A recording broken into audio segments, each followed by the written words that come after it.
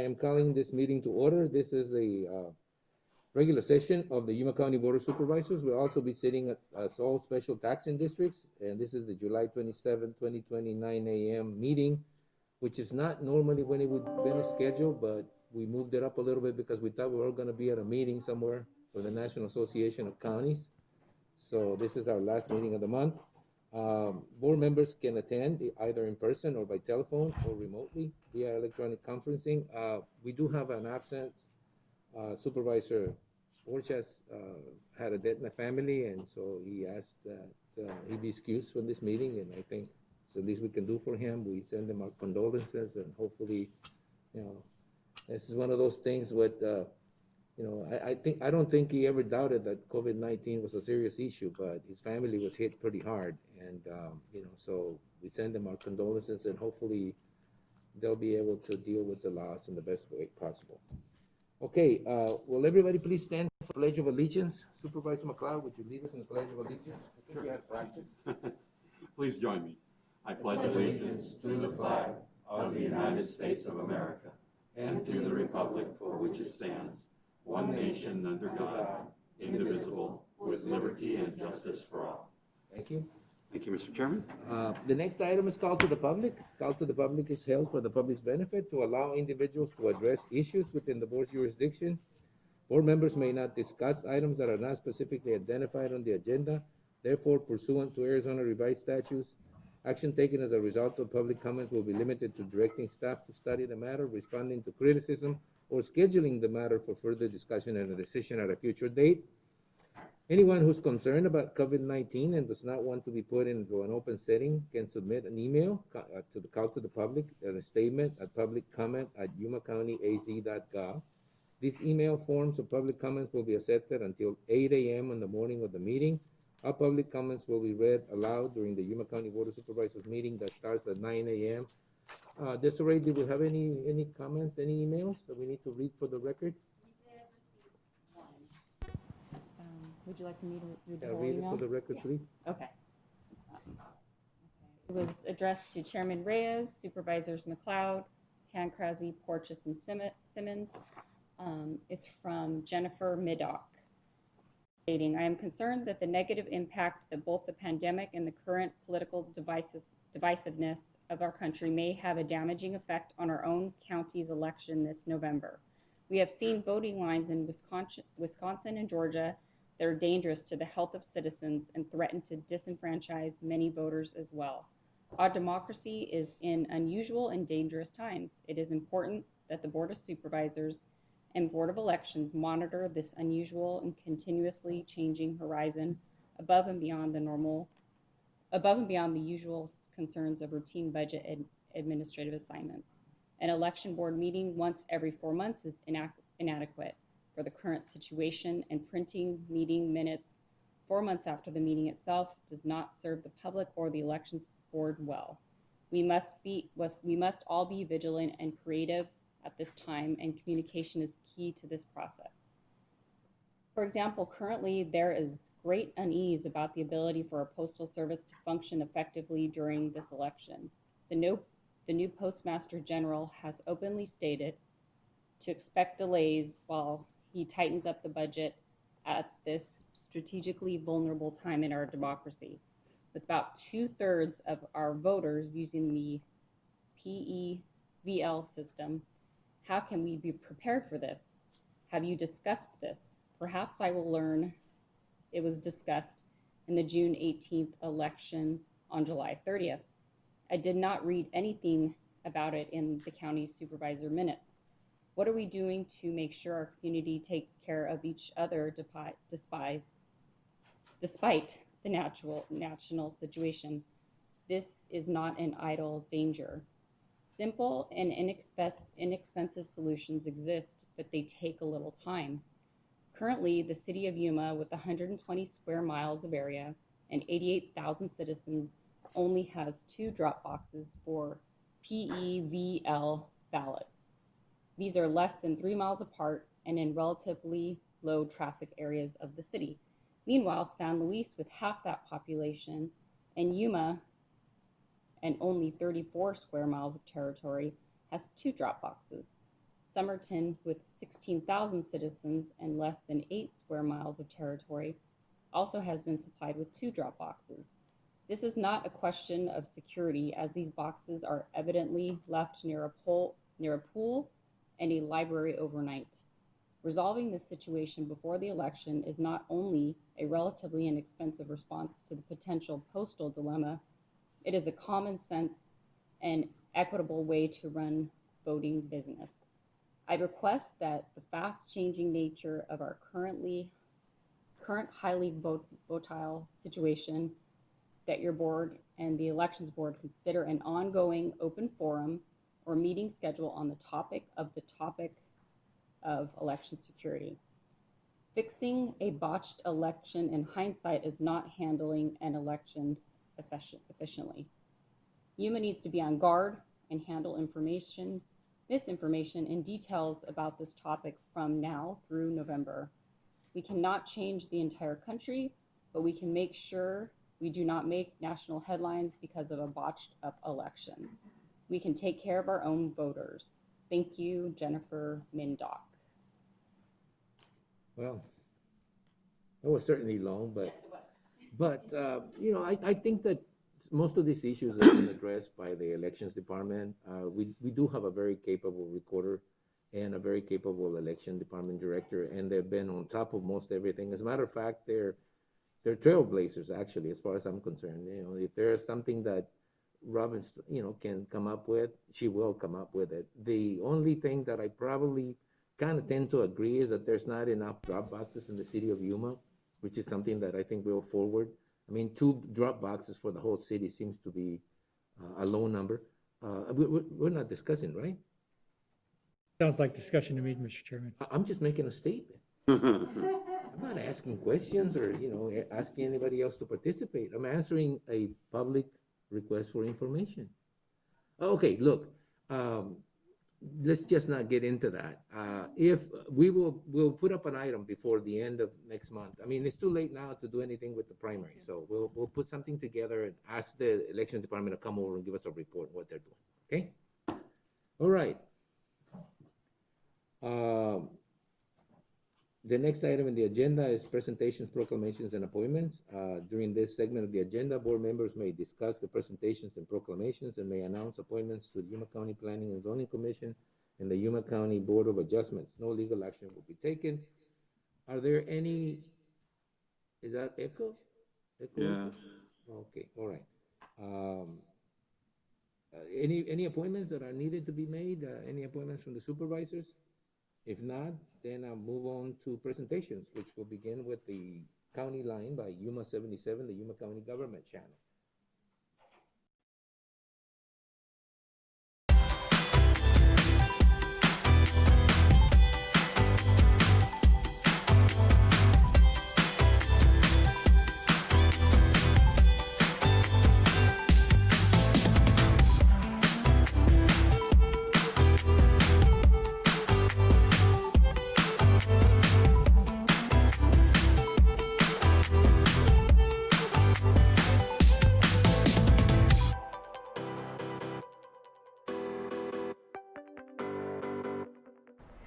When coronavirus first appeared in Yuma County back in March, the governor started the stay-at-home order.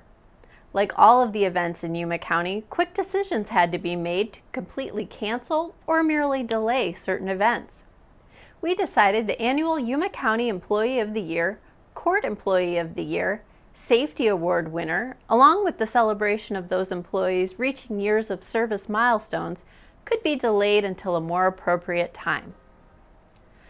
Every day, over 1,200 county employees provide services to Yuma County. Even with COVID-19 lingering, many of these employees continue to provide their labor and expertise so we can enjoy life in Yuma County.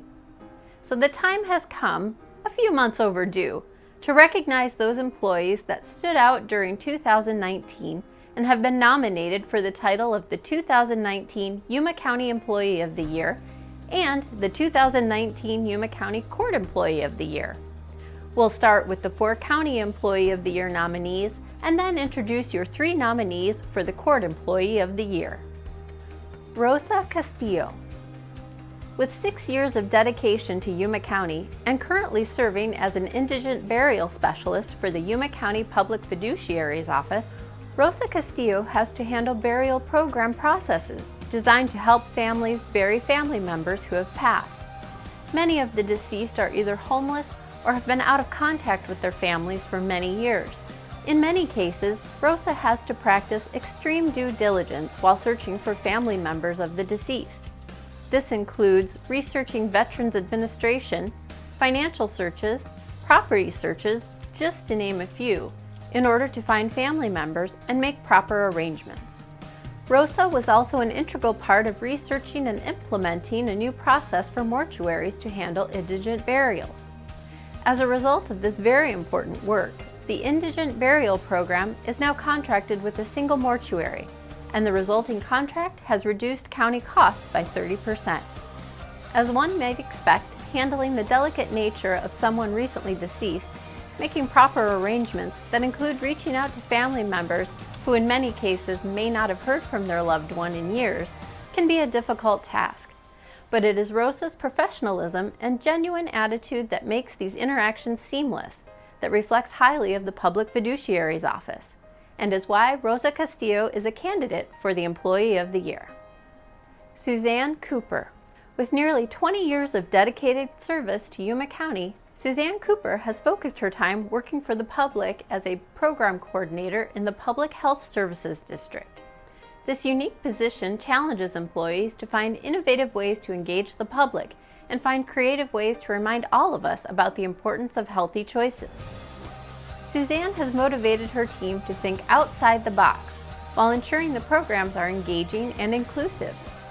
Year after year, she and her team exceed expectations with programs like the annual Body Walk, the Family Fun Festival, Walk to School Day, and the diverse Yuma County Coalition community events.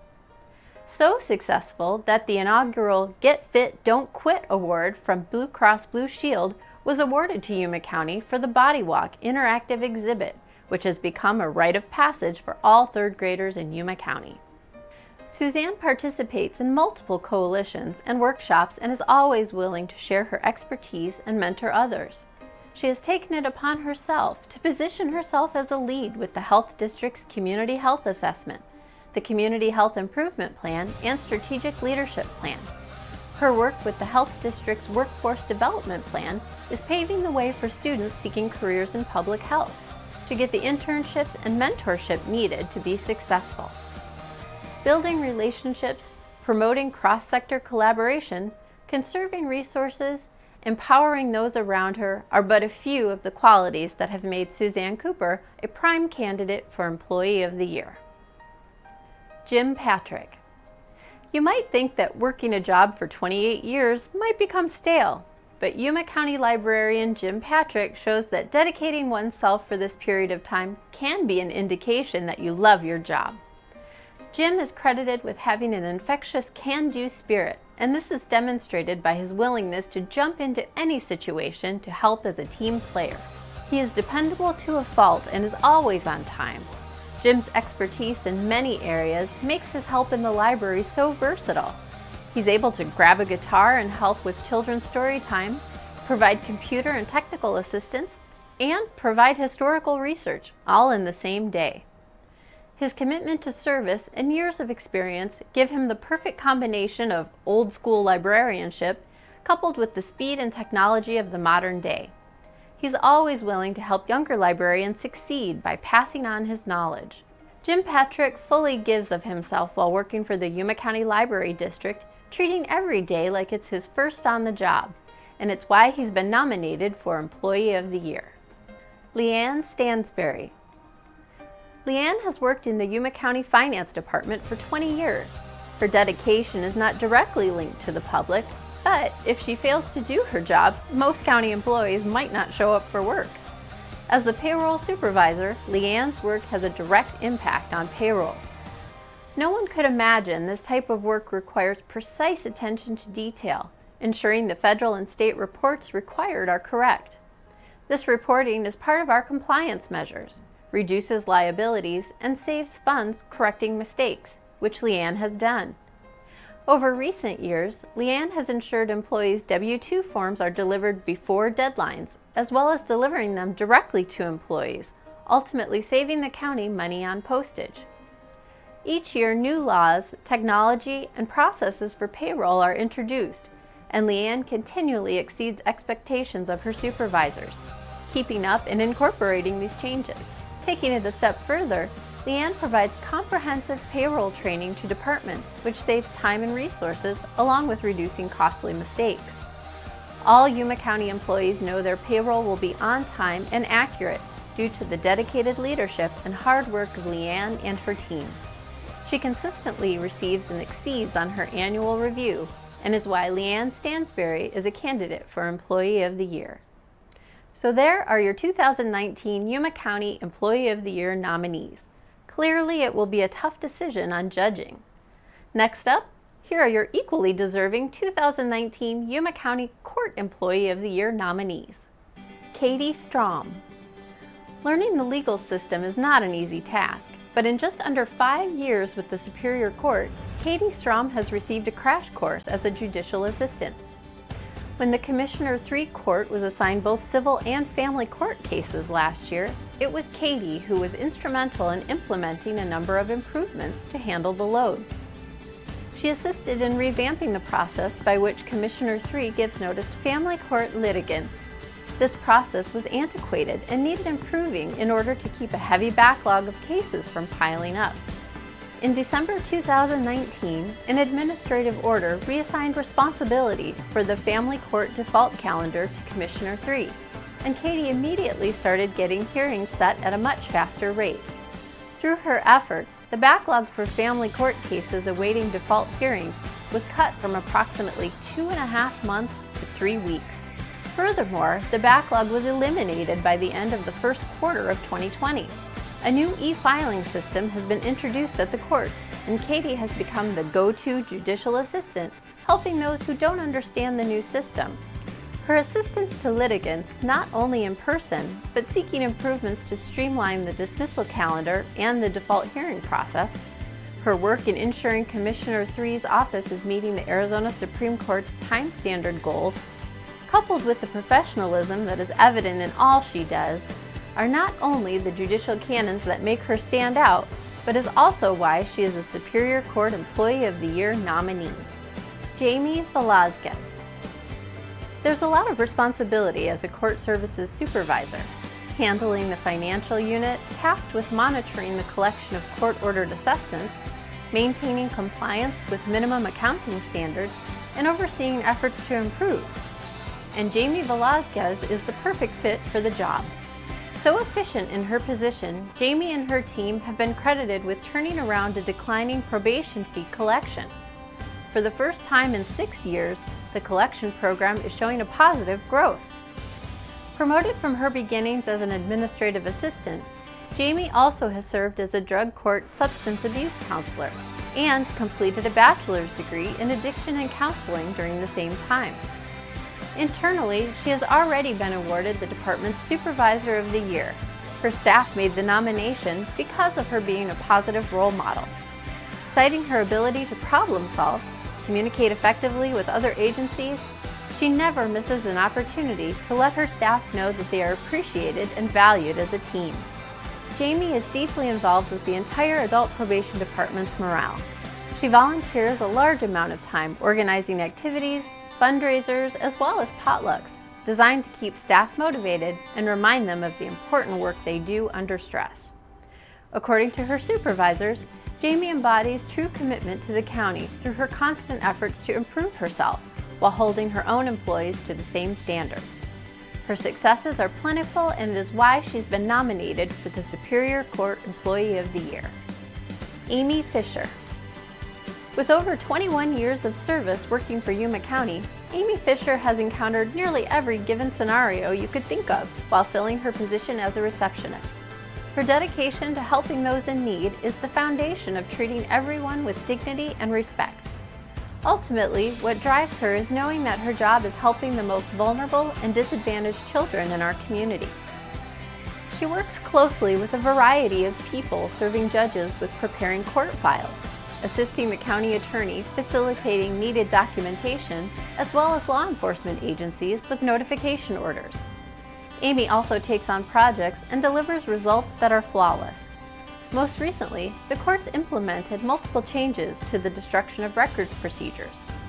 Amy stepped up to the plate to handle this project that involves multiple offices and quickly became the point of contact, ultimately improving customer service delivered. Amy often goes above and beyond by assisting the clerk's office when they experience staffing shortages.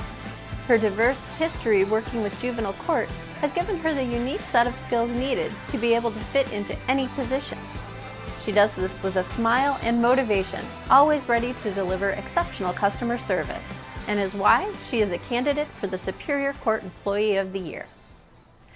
There are your nominees for both the 2019 Yuma County Employee of the Year and Court Employee of the Year. All are clearly dedicated public servants that take providing quality services to the public very seriously. Be sure to watch the regular session of the Yuma County Board of Supervisors on Monday, August 3rd, when the announcements are made.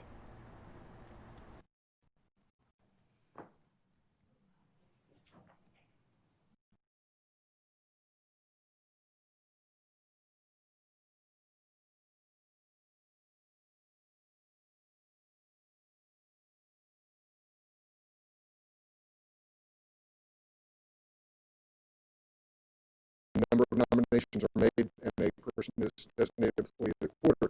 These are all the people from 2019 that were nominated that will be chosen next week. It's in your hands. We have Adelpha Lopez from Public Works, Louis Rivera, Public Works, Serinda Williams, Public Fiduciary's Office, Barbara Diaz, the Health District, Lynn Harlow Smith, the Health District Emergency Preparedness Section, Steve Danielos, Juvenile,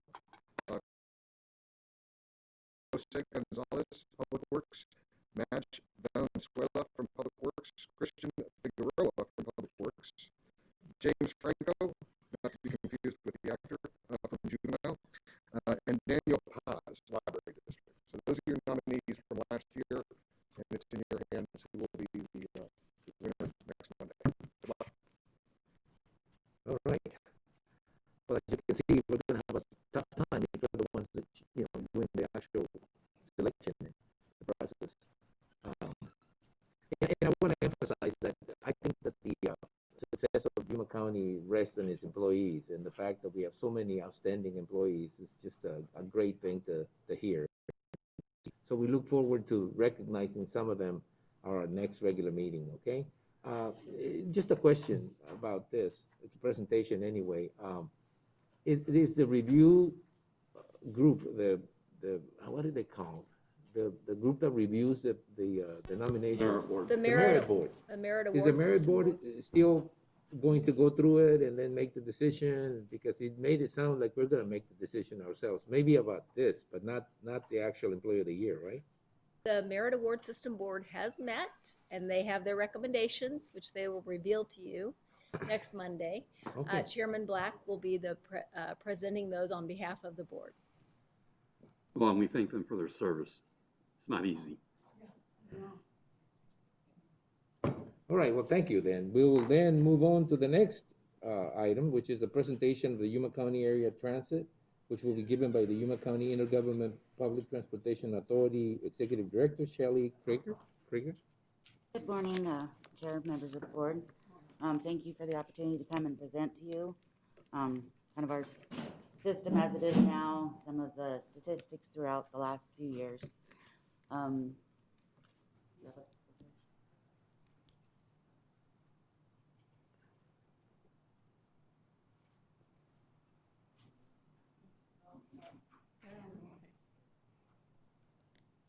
this slide, you can see it's kind of our structure. We have the YSIPTA Board of Directors, which are 9 members throughout the Yuma County, City of Yuma, Somerton, San Luis, Town of Welton, NAU, AWC, Baton Tribe, and Cocopa Indian Tribe. We have RATP Dev as our current contractor. They've been our contractor for 2 years now, with hopefully 8 more years if they continue to do as well as they're doing. Excuse me. This is my staff. Thank you very I have a staff of 6, 3 of which are in management positions, finance, operations, and quality assurance, and then we have 3 customer service. This is just us at a glance, kind of explains when we were formed in December of 2010. NAU became part of our member in December of 2010. AWC was August of 2011. Excuse me.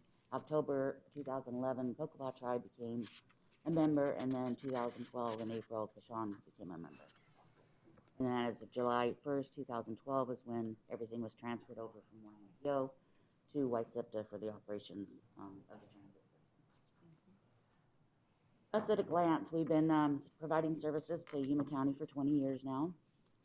13 routes, 2 major transfer points, one downtown Yuma Transit Center and the West Yuma Transfer Center, and that's Walmart Avenue. We have a fleet of 28 revenue vehicles, include 40-foot heavy-duty buses down to the small paratransit vehicles. And as of today, we have 35 vehicles in the YCAT van program. Wow.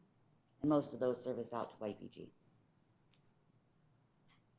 This is from 2011 to, fiscal year 2012 to 2020. This is our subsidy per boarding passenger. You're going to see quite a significant increase in fiscal year 20 cost, and that was due to our drivers were one of the lowest paid drivers in the country. I think out of 200 transit agencies, we were like 198th on the list. So we went to, with the collective bargaining agreement, increase the drivers' wages, try and increase people staying on their jobs and enjoying working for us. This is our cost per revenue hour. Again, quite a significant increase from the normal, increase throughout the previous years. We're at $85.69 of revenue. Our ridership did not increase this year, of course, due to COVID. We've taken a serious, at least a 70% decrease in ridership. Our normal monthly ridership is around 20,000. I'm sorry, 2,000 a day. Now we're down to 500 people a day. So we've been hit pretty hard on that. This kind of ridership per route. Yellow 95 is still our champion route. It's where most of our ridership comes from. And that's the route that goes down to the border at San Luis. Green route is the next, and purple route is the one that's on Pokemon Indian Tribe. Which one goes to AWC? That would be the orange. It's interlined with the yellow. And also the silver 9 is one of our direct ones from San Luis. To the college. During this COVID-19, these are the kind of responses that we've done. As of March 16th, we discontinued Silver Route because of AWC closing the campus, going online. All drivers and utility personnel, all staff members were provided necessary PPE. March 19th, a couple days later, we went fare-free service to prevent contact with the drivers, keeping them safe.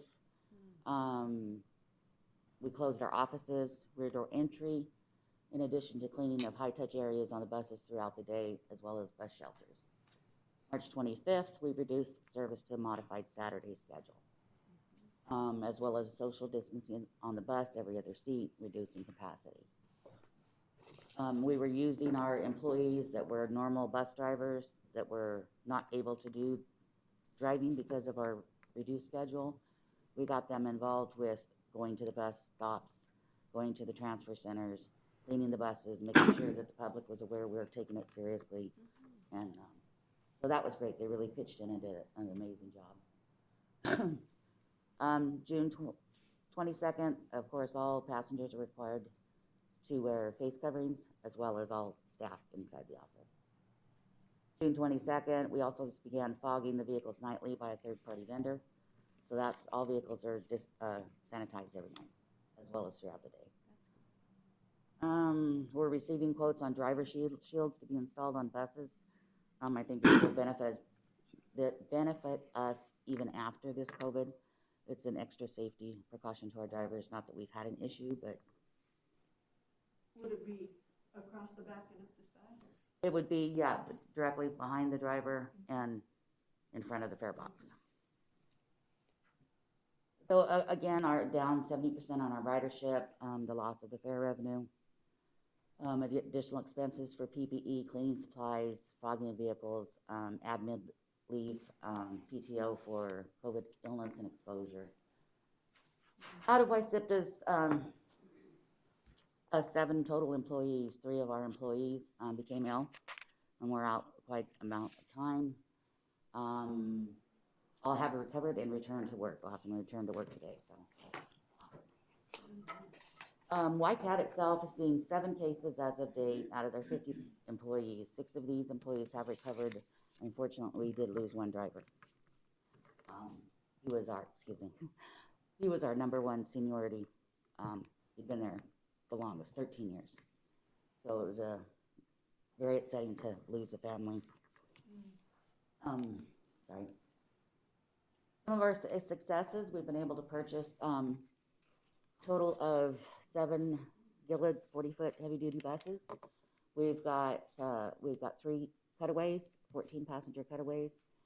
We're getting 3 more vehicles in here any day. Those are 18 passenger vehicles, as well as new utility trucks. Our utility trucks were 20 years old.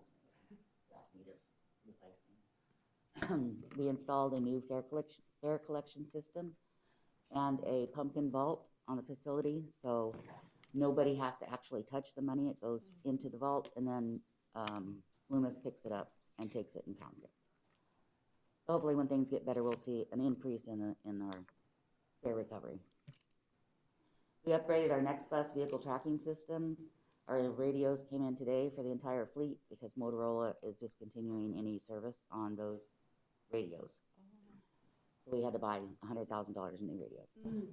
New bike racks for the entire fleet, and we also received $8.2 million in the CARES Act funding that will be used towards operations for the system for the next several years. Operating costs with our regular federal grants is a 50% match, so this is going to save us 50% of local funds that we won't have to use on operations. What's in our future? I'm going to purchase additional revenue vehicles. We continually do that throughout the years, just as they become end of their useful life. We're continually assisting the city of Yuma on the build grants for the Hotel del Sol. We'd like to see a future connection with Valley Metro and Gila Bend. Purchase a property for future constructions of operations and maintenance facility. We're hopefully within a month or so of finalizing that. Property at 3300 South Arizona Avenue. Waiting for one final okay from FTA, so hopefully that will come in any day. Installation of more bus shelters throughout the county.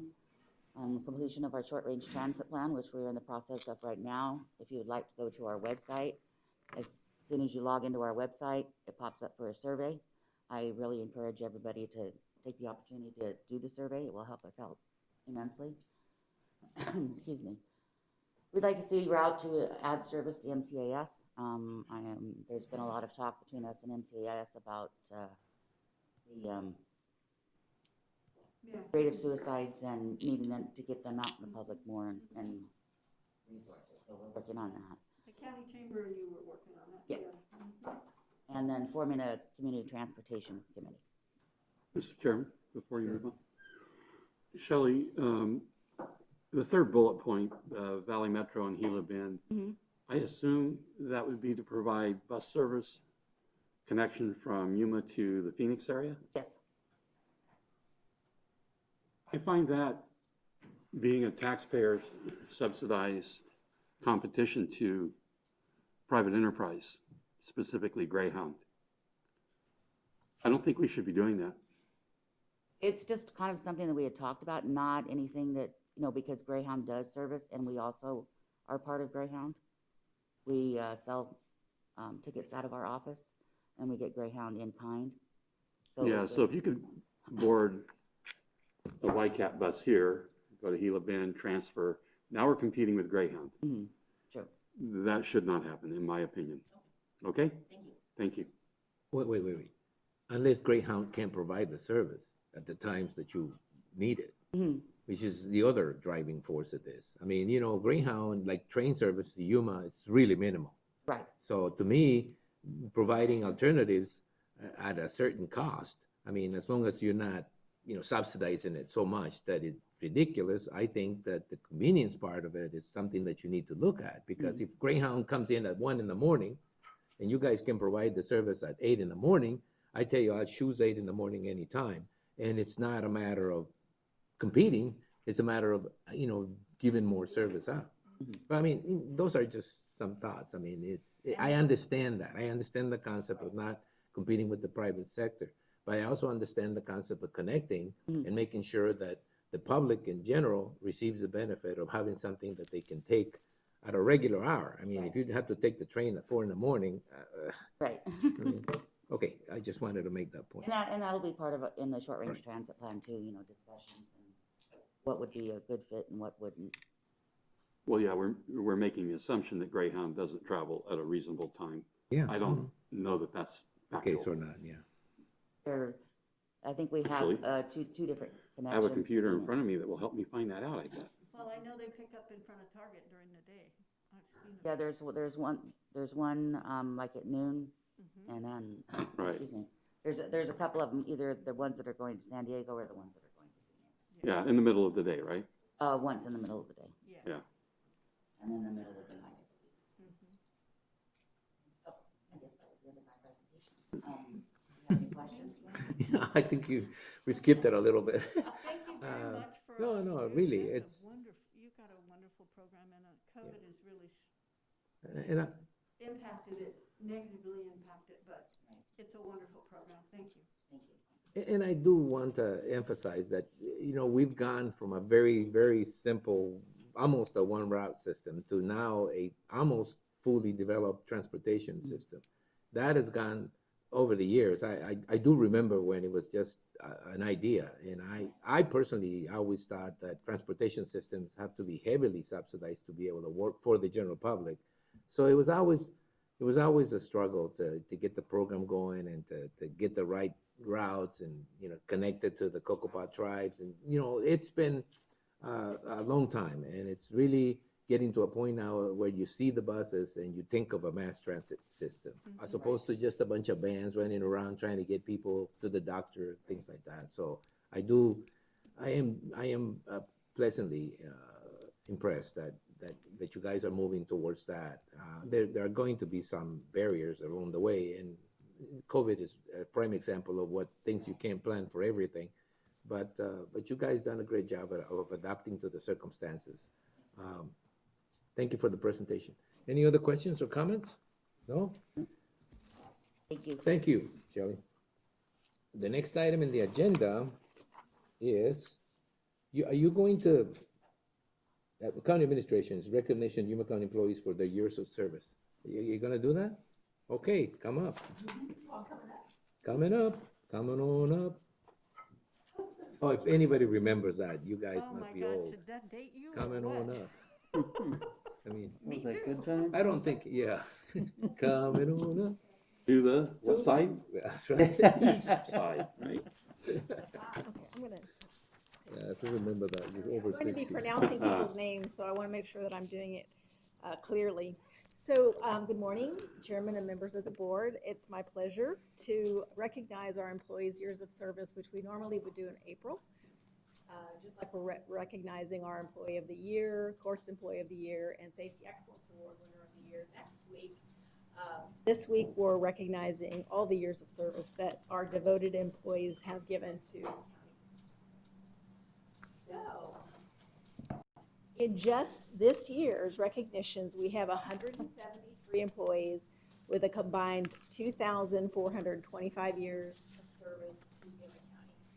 So that is huge. It just demonstrates the staying power of our employees, the solid reputation of Yuma County as an employer, and just the public service mindset that all of our employees possess. So I do want to take a time to actually say each person's name. Normally we would have everyone come up on the stage. They would get their plaque or their pin or their certificate, their beautiful recognition for those special recognitions of 20, 25, 30, 35 years. And the board would all get to shake their hands. So in lieu of that, I'll just be announcing their names. So, and we do have 170 plus employees, so it's going to take a little bit of time, but I do want to make sure that we acknowledge everybody. So with 5 years of service, Nancy Pena, Jessica Kirkus, Melody Macias, Barbara Villaneda, Claudia Gonzalez Jimenez, Ophelia Flores, Luis Flesher, Ileana Jaime de Vargas, and Helica Prado, Hector Wakamatsu, Elizabeth Camargo, Althea Gill, Brenda Gonzalez, Lynn Harlow Smith, Jessica Juarez, Marco Nieves, Dennis Owen, Yesenia Sanchez, Myra Soto, Norman Torres, Nora Cortazar, Richard Zavala. Continuing with our 5 years of service, Caitlin Burson, We will hold the applause till the end. Okay. Chantal Harris, Africa Carrasco, Christina Charles, Elder Dominguez, Ruben Esparza, Luis Federico, Jose Fisher, Rafael Garcia, Belinda Gill, Saira Oseguera, Denise Goodwin, Maria Nagy, Maribel Valtierra, Jose Escalante, Christian Figueroa, Jose Gomez, Eric Rodriguez Lopez, Kenneth Allman, Matthew Ariano, Robert Pampa, Cesar Sanchez, Christy Garcia, Vincent Nicasio. Those were all our 5-year recognized employees. With 10 years of service, Stephanie Pla, Flor Arciniega, Freedom Bowder, Maria Flores, Karina Zavala, Myra Alexandre, Isabel Jimenez, Oscar Ramirez, Carly Sandoval, Minnie Samaniego, Carmen Gardia, Lori Boone, Stacy Holton, David Moneypenny, Deanna Moser, Claudia Pena, Danielle Ramos Juarez, Kyle Thomas. Continuing with our 10 years, Susana Magdaleno, Jessica Duchesne, Crystal Kautzer, Vivian Williams, Joshua Farias, Edgar Guerra, Adrian Jaimes, Juan Jaramillo, Richard Molina, Joseph Oleye, Maria Padilla, Cristela Silva, Pena Realquil, Andrew Topper, Rodolfo Ulloa, Curtis Wise, Kimberly Wright.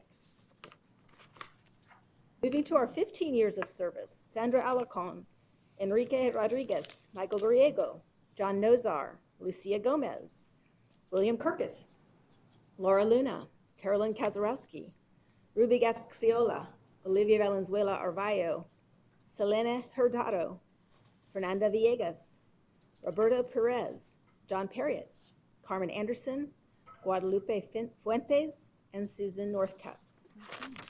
Continuing with our 33 years of service, or 15 years of service, and our 33 employees, Annette Solarzano, Carolina Zaragoza, Stacy Davidson, Ricardo Sandoval, Roberto Gutierrez, Adriana Alvarado, Edward Soto, Ricardo Villarreal, Wendell Walker, Alfredo Caro, Edgar Guerrero, Cindy McGuire, Eduardo Rangel, Brent Levi Gunderson, Viviana Lorona, and Evelyn Martinez. Is it Brent Gunderson? Yeah. Brent is Levi Gunderson. Oh, okay. I did not know that. Yeah, you're doing a great job. You're not butchering many names. No, you haven't. Only some. You For 20, practiced. okay. You Yeah, practiced. you're doing fine. Yeah. Julie, 20 years of service. Wow. Julie Burrison, Joseph Willen, Shannon Gunderman, Kevin Tennell, Dee Campas, Olympia Frost, Blanca Herales Alvarez, Eva Salazar, Rosie Cucho, Patrick Headington, Francisco Sanchez, David Rico, Leanne Stansbury, Tammy Tata Vasquez, Martha Burrell, Edna Lopez, and Maria de los Reyes. Continuing with our 20 years, Anita Salisbury, Francisco Esquivel, Sylvia Moore, Lucy Shaw, Leobardo Ambris, Noida Madsen, Norma Vasquez, Jose Aldaco, Roberto Ariola, Nidia Alaves, Matthew Felix, Jesse Murrieta, Adam Gage, Leticia Silva, Isabel Banuelos, Patricia Negrete. Now we start with our special recognitions, which receive plaque and also a pin with a stone representing the years of service. A stone. A different stone, like a ruby, diamond, sapphire. A real one. Of course. All right. So, 25 years of service. Sebastian Navarrete. Humberto Sanchez, Robert Torres, Patricia Barrera, Dolores Corral, Charles Platt, Edward Martinez, Alicia Cabrera, Richard Cumming, Sandra Castillo, Leticia Montes, Jose Gonzalez, Guy Avenatti, Guadalupe Espinoza, Robert Oberholzer, Russell Russum, Pedro Sanchez, Ronald Voss, and Cynthia Moore. Moving to our 30 years of special recognition service. Jessica Torres, Christy Isbell, Steve Mendoza, Edward Barrera, Margarita Santana, and Michael Holton. Wow. And we have one individual who has reached They all started when they were 10 years old. 35 years of service, yes. Elaine Taylor with Information Technology Services. I wonder if she's seen any changes. She was 15. So really, we want to say to all of our employees, especially these that have received the recognition this year, thank you for all your service, and please continue to provide that dedicated, excellent service to the community of Yuma County. One comment, and it's sort of like a comment in direction, because this year we're not able to recognize them physically, personally.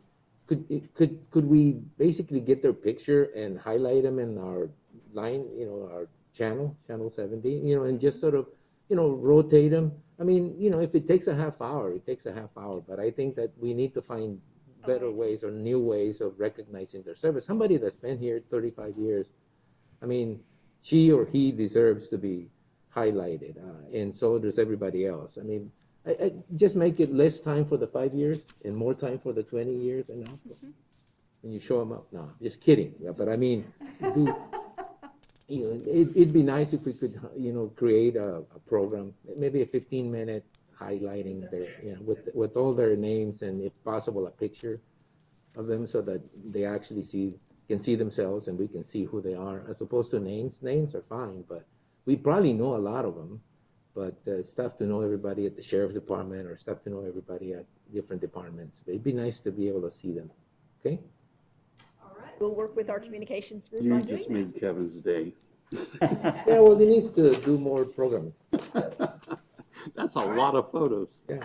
Well, Thank you very much. okay, you're welcome. And again, I emphasize again that the county doesn't sell many things, and other than maybe what we sell at the library, but we rely on employees doing their job and being happy at their work, and I think that overall, Yuma County is a great place to work. At least I believe so, and I think that a lot of these employees that have been around for a long time know that and appreciate that. So congratulations to all of them, and thank you very much. All right, we are going to go on to the next item, which in this case will be the consent calendar. The following items are listed under the consent agenda and will be considered as a group and acted upon by one motion with no separate discussion unless a board member so requests. In that event, the item will be removed from the consent calendar for separate discussion and action.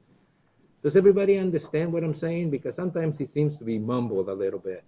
The fact is that we are socially distancing. We just put this mask on so people can see that we sort of follow what we, preach, do what we preach or something. But in reality, sometimes it makes, I sound jumbled to myself all the time anyway. But sometimes I just, like in this particular, what? I just wanted to make that point because every once in a while I get that feeling to take it off for a minute or two. So if you see me take it off for a minute or two, do not run off. It's not a warning. The consent items are 1 through, let me see if I remember, 23. Does anybody want to pull items? I have 3 items that I want to pull out. Item number 12, which is to approve I'll bring number 16, number 19, and number 21. That would be my items to pull out. Anybody else? Why? Well, you'll find out. 12, 16, 19, and 21. Anybody else? If not, I'll entertain a motion to approve items, consent items as presented, except with the exception of 12, 16, 19, and 21. So moved. Is there a second? I'll second. So a motion and second to approve items, consent items as listed. No discussion on this item. All those in favor signify by stating aye. Aye. Aye. Anybody opposed? Motion carries. On item number 12, which is approve the construction plans and authorize the Department of Engineering to advertise for bids for the County 15th Street and Avenue A intersection improvement project. Is there anyone here from Public Works or engineering? No? If not, then I just want to make a couple of comments about this. This is one of the busiest intersections, as far as I'm concerned, right now in the county that doesn't have a signal, which is Avenue A and County 15.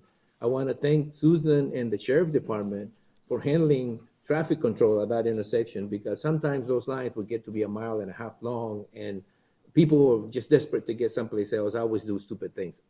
I know I do. So, that's an intersection that for a long time, I wanted something done, because I think people are, this is like the exit Yuma, one of the ways people from Yuma who work in Yuma can get down to the Mesa area. And most of you know where it's at. So I just wanted to take the opportunity to thank him and tell him that, fortunately, when I read the history, I realized just how long it takes to get something, done. This was in 2017. We started with this process, but it's now going up to bid. And what you're asking us today is to approve the construction plans and authorize us going to bid. So any other comments, questions? If not, I'll entertain a motion to approve item 12 as presented. So moved. I'll second. Okay, item number 12 as presented. Any discussion on the item? If no discussion, all those in favor of the motion signify by stating aye. Aye. Anybody opposed? Motion carries. I'll move on to item 16, which is for the Public Health Service District. Authorize the Health District Director to accept and sign a contact tracing service agreement between the Arizona Board of Regents, University of Arizona, and Yuma County Public Health Services District effective July 1, 2020 through June 30, 2021, as allowed under the Extraordinary Procurement section of the Yuma County Comprehensive Purchasing Policies. Diana Gomez, our Public Health Director, is at the podium. I could have asked this question at the end not at the end, at the beginning of the action items. Because it highlights the contact tracing, I just wanted to ask a question related to that. Because it's been a big issue. It was a big issue at the Board of County Coalition meeting. It's been a big issue every time it's mentioned. Contact tracing is really important, as far as I'm concerned, in terms of trying to control, at least trying to mitigate the transmission of the virus to other people. But it also doesn't really work very well when it's taken 10 days, 12 days, 14 days, or some lab that has a backup of 60,000, tests. It really doesn't work very well. My question on this is, what can the health department, or what can we do to, beyond getting that contract, what can we do to mitigate or reduce? Is there anything that we can do to reduce the time to help us with the contact tracing? So as far as the turnaround on the tests, that's something that ADHS is working at a state level. They're working with multiple labs, including Sonora, which is the largest provider, and they've identified some resolution, and they're hoping, I think it was mentioned at the governor's press conference, that they're working on the backlog. There's currently a backlog of cases, but they're working to expedite that process, and hopefully that gets resolved so that there's a quicker turnaround. But to your point, yes, contact tracers are meant to help us respond as soon as we get those results, but being able to respond quickly and efficiently is the key. So that's an initiative that the state level is working at. So I do, this item is just simply to approve the contract.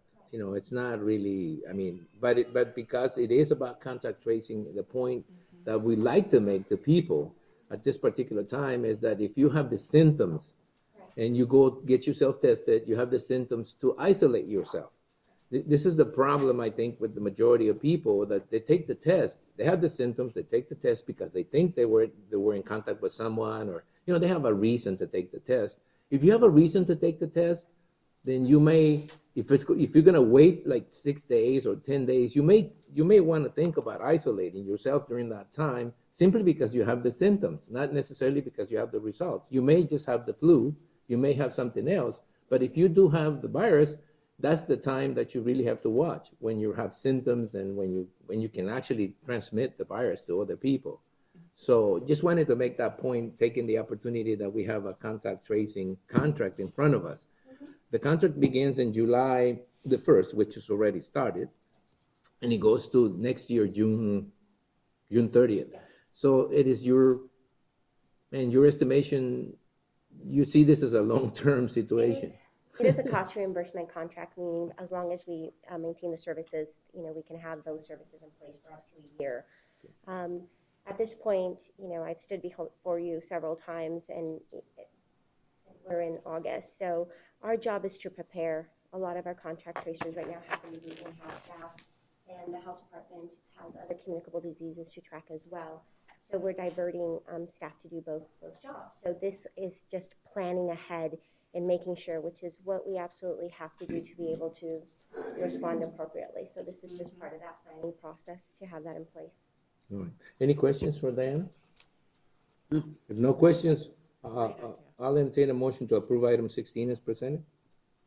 So moved. There's a second. Then a motion and second to approve item 16 as presented. Any discussion on the item? If no discussion, all those in favor of the motion signify by stating aye. Aye. Anybody opposed? Thank you, Diana. I have moved to item number 19, and I've asked the county recorder, she's over there in black, to be available for us to discuss this.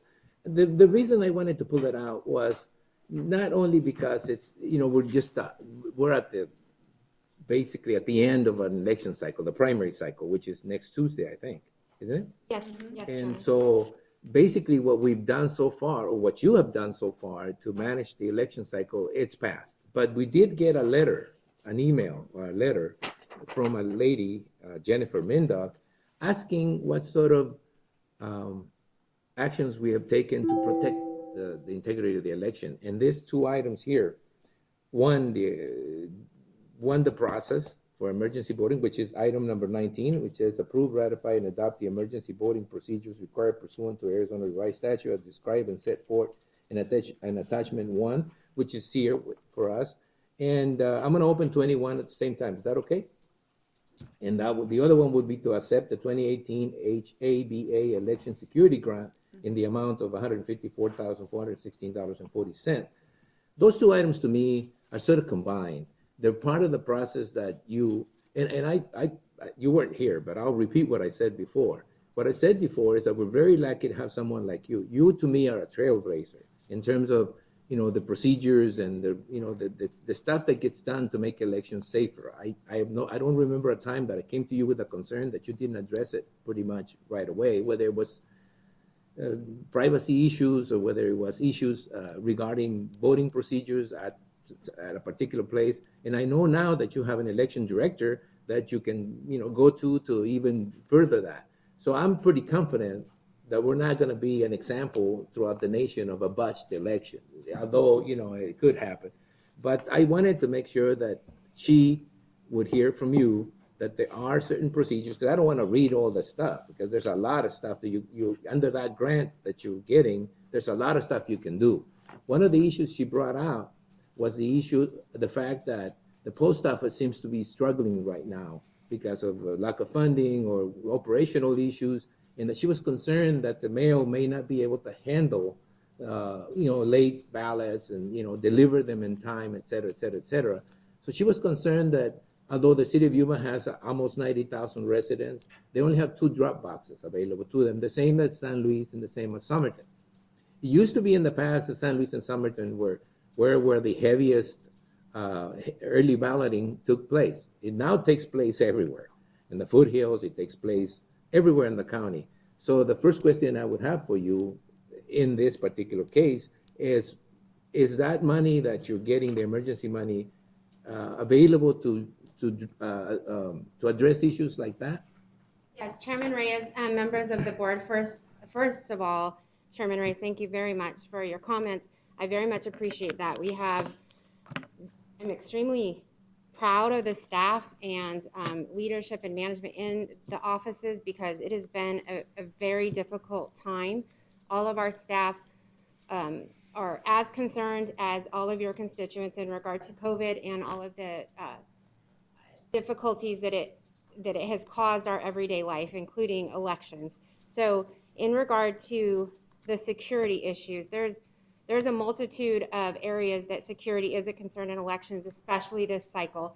And the drop boxes, I would like to quickly comment in regard to San Luis and Somerton.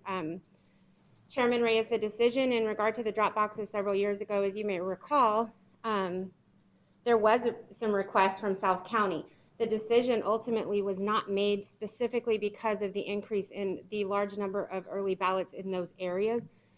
I felt the decision was strongly supported by the situation in which the community in those areas does not have physical mail delivery.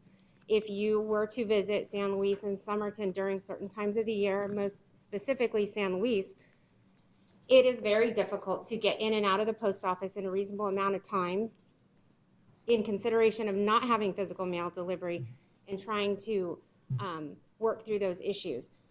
We felt that we have been able to manage those ballot boxes with security and manage them efficiently, because it's not just the acquisition of a drop box, it's the sufficient staffing and monitoring and auditing coming out of that drop box every single day. They're constantly monitored, and we do acknowledge the requests for drop boxes within the city of Yuma.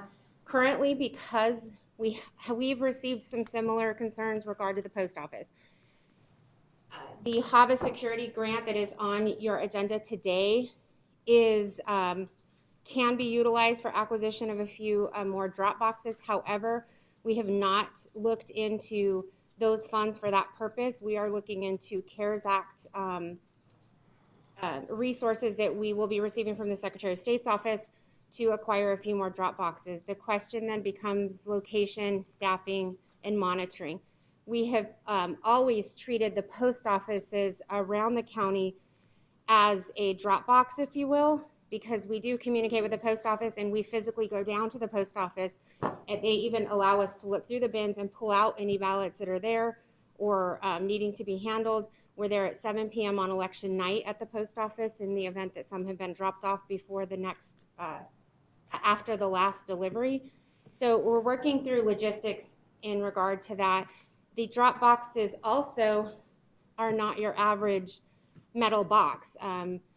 They are custom fabricated boxes that have multi-lock interior design, and we are currently looking into them. However, I know many counties are having the same difficulty in availability of not just things like that, but election equipment and stuff like that. I think every county across the nation is trying to acquire equipment and tools such as this. But I will give you an update shortly in regard to the ability to acquire a few more drop boxes. I think that we would like to partner, as we have with other departments, in a way in the county to be able to manage those drop boxes, because again, it's not just the drop box, it's managing the security of it. Just a minute.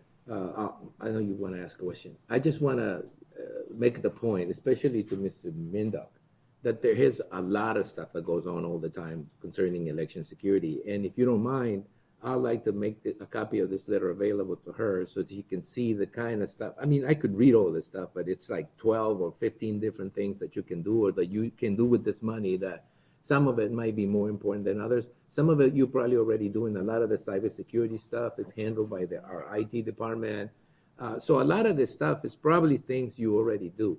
But there seems to be, from her comments, a perception that this is a very special election cycle because of all the stuff that's going on, the COVID, the absentee voting, the extra security measures, because there are now health measures, the health safety concerns. And, I'd like her to know that although we may not publicly discuss a lot of this stuff, it is not because it isn't happening. It's because we consider that to be something that you do well enough as not to be asking you to come in and give us a report every time. But as a board of supervisors, we place a lot of trust in the job you guys do, you and the election department do. And I think it's well-founded. I think that we do it because we know how capable you are. We just want to make sure that everybody else knows that. Chairman Reyes, members of the board, just two things just to make you aware. There's been a significant investment in cybersecurity. You all approved the receipt of a fortification grant on behalf of the Elections Department. Elections Director Mary Fontes and Jesus Cervantes with IT worked very hard to acquire that grant and utilize it for a cybersecurity program. We've now acquired 2 cybersecurity programs on all election equipment, computers, all staff computers, and hardware and software. And we're quite proud of that. I do agree that much of those specifics aren't for public knowledge. I would hope that the public would trust that our department, with the experience and training that we have, is making the most sound decisions possible. I have read the letter this morning, and I would like to let you know that I have spoken with Mrs. Mindock on several occasions and spent a significant amount of time speaking with Mrs. Mindock over the last couple of election cycles. And I do believe we have answered her concerns to the best of our ability. And that's not just myself, but that's several staff members that have communicated with Mrs. Mindock. And again, my door is open. She can contact us at any time with additional concerns, but there are specific requests that we are unable to meet given the law and the procedures that have been approved by the state. All right. Well, I wasn't aware that you have a constant line of communication with Mr. Minda. So I just wanted to make sure that at some particular point in time, she realizes that there is communication between us, but that there's a lot of trust in the process, and that although it may not seem obvious to the general public, there's a lot of stuff going on all the time. If I started to read some of the stuff here that this grant allows you to do, I know that a lot of the stuff you're already doing. I mean, so, I mentioned cybersecurity because it's probably on top of people's mind, other than the fact that there's going to be a lot of absentee or early voting. There's going to be a lot of conversation about that's going to take place because of the nature of this election. This is federal money, so it's supposed to be used for to protect federal processes. But regardless, I mean, the federal process is not split from the regular process. So anything you do to protect the federal results, it's going to protect state results and local results. So we just wanted to make that point. Thank Supervisor McLeod, you had a question? Yeah, thank you. At the end of the day, there are things that concern me, and 2 of them are not the recorder's office and the elections office. I want to reiterate that, as the chairman said, you guys do a great job. We're proud of you in the office.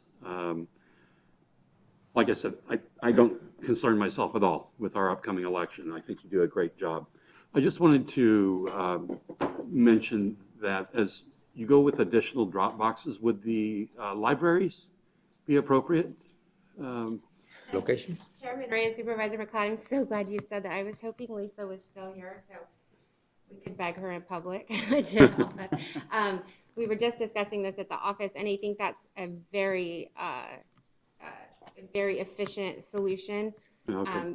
That we could partner. The library has been a wonderful partner of ours in San Luis, at one of the larger ones, and we love to work with them. That may be a very good solution given the locations of those facilities, and they're fabulous facilities. Right. Thank you. Good. What else? Okay, we can just put that down as my idea. Thank you. Chairman Reyes, members of the board, I just real quickly wanted to let you know, in regard to the HAVA 2018 plan, we did submit a security enhancement plan that involved election day equipment security and voter processing, early ballot preparation, distribution, auditing, enhancements to both offices, an increase in temporary staff. Obviously, with COVID, it has been a very difficult thing to maneuver, and I'm extremely proud of the way that we have. If any of you have not visited the office recently to see the layout and the way that we've set things up with signage, please come by. We're extremely happy with it.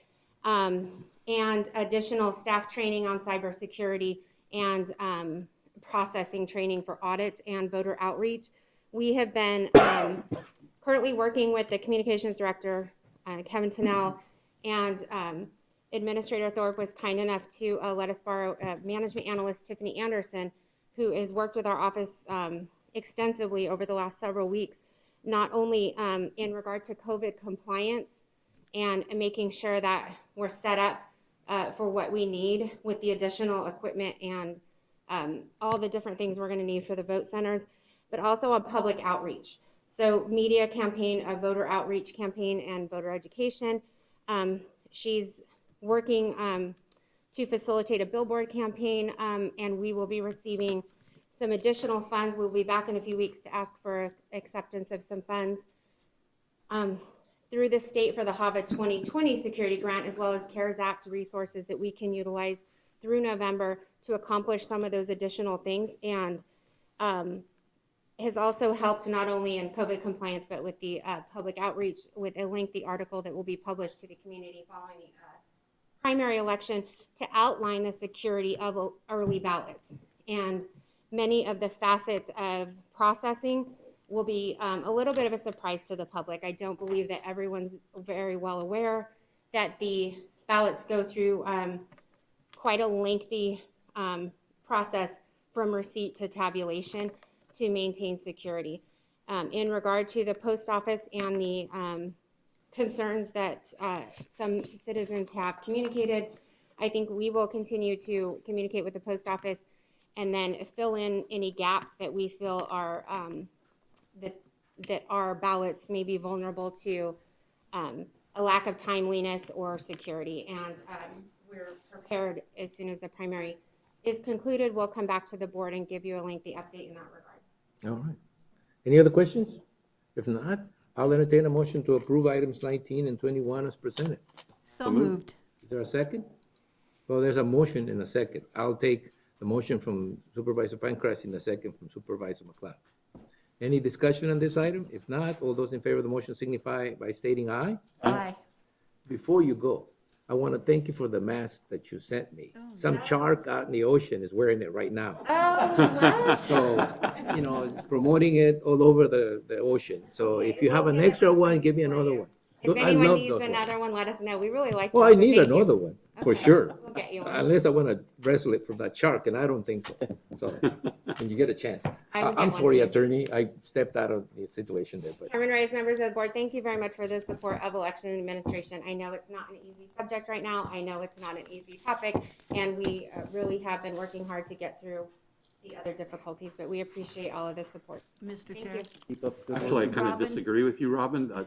From where I sit, it's easy. It's- Thank you. Robin, you and Mary are doing an excellent job. Thank you very Yes, much. and your staffs. We Thank very you. much appreciate it. well, after that love fest, we'll move on Have a to good day. discussion and action items, where the board will open each of the following items separately to discuss and for discussion and action as appropriate. Number one is County Administration, Public Health Services, discussion and possible action regarding COVID-19 updates and activities.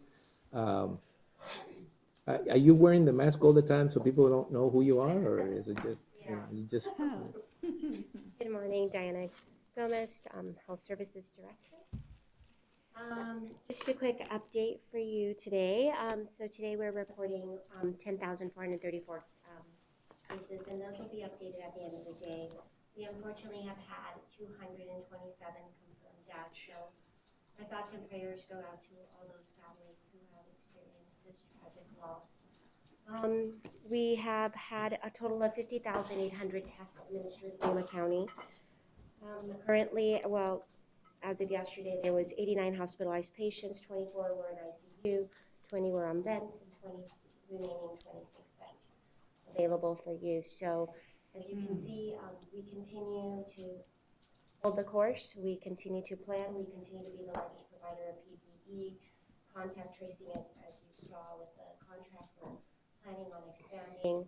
The state is working on a resolution to address the backlog so that we can get those test results faster. If you saw the press conference, you saw that the Arizona Department of Health Services will come out with some metrics by August 7th. This is meant to help schools make decisions about how they can implement, school in a safe manner. So we are working with different schools, working on providing them guidance, helping them procure PPE as well.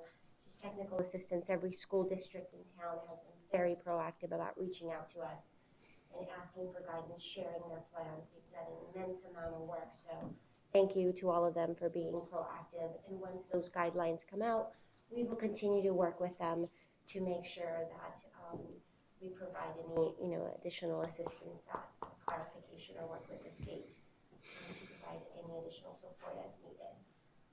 And as you said, contact tracing will continue.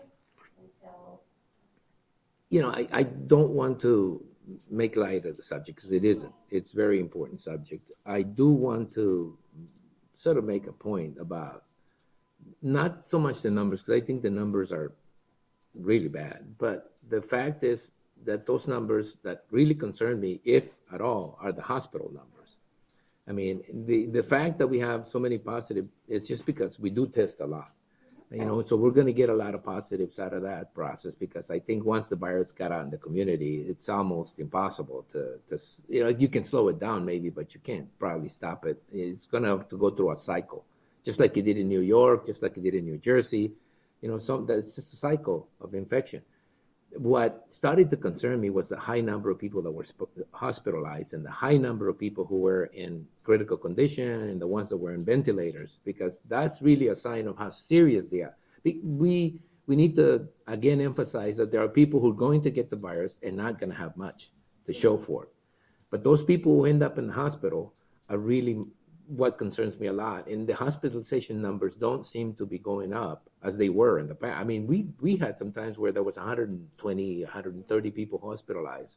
Lately, I see they're below 100, which is, to me, a good sign, a sign that even though we do have a high number of positives, most of them are manageable, if for lack of a better expression. The deaths concern me, because I think that that's really the bad part, because I think that going through the virus, getting the virus and going through it, has become part of today. But those people who are losing relatives, who are losing friends and neighbors, those are really, I can't even think of a way to try to just express how regretful the loss of life is. I think that this virus is, for those people who didn't think it was serious, I think that when they read the number and when they, I don't think I know anyone now that can simply say, well, I don't know of anyone that has died because of this, or I don't know of anyone that somebody's friend or neighbor or somebody. That's really, to me, the toughest part, to get to a point where, we have to have somebody close to us, or some friend or some relative, or, of someone we know die before we realize the seriousness of what we're dealing with right now. So, and I do also want to thank you, because I think we're very blessed and lucky to have people like yourself and like Robin, as we stated before, that are so capable of doing your job that you make our job easier. So thank you very much for the job you're doing, all you and your staff, because I know that it's not just you. I know it's the whole department. And we'll be looking at ways to make your job better, easier. This is not obviously one of them. I don't think it's just going to make more work for you, but it's the job that you signed up for. yes. Sure.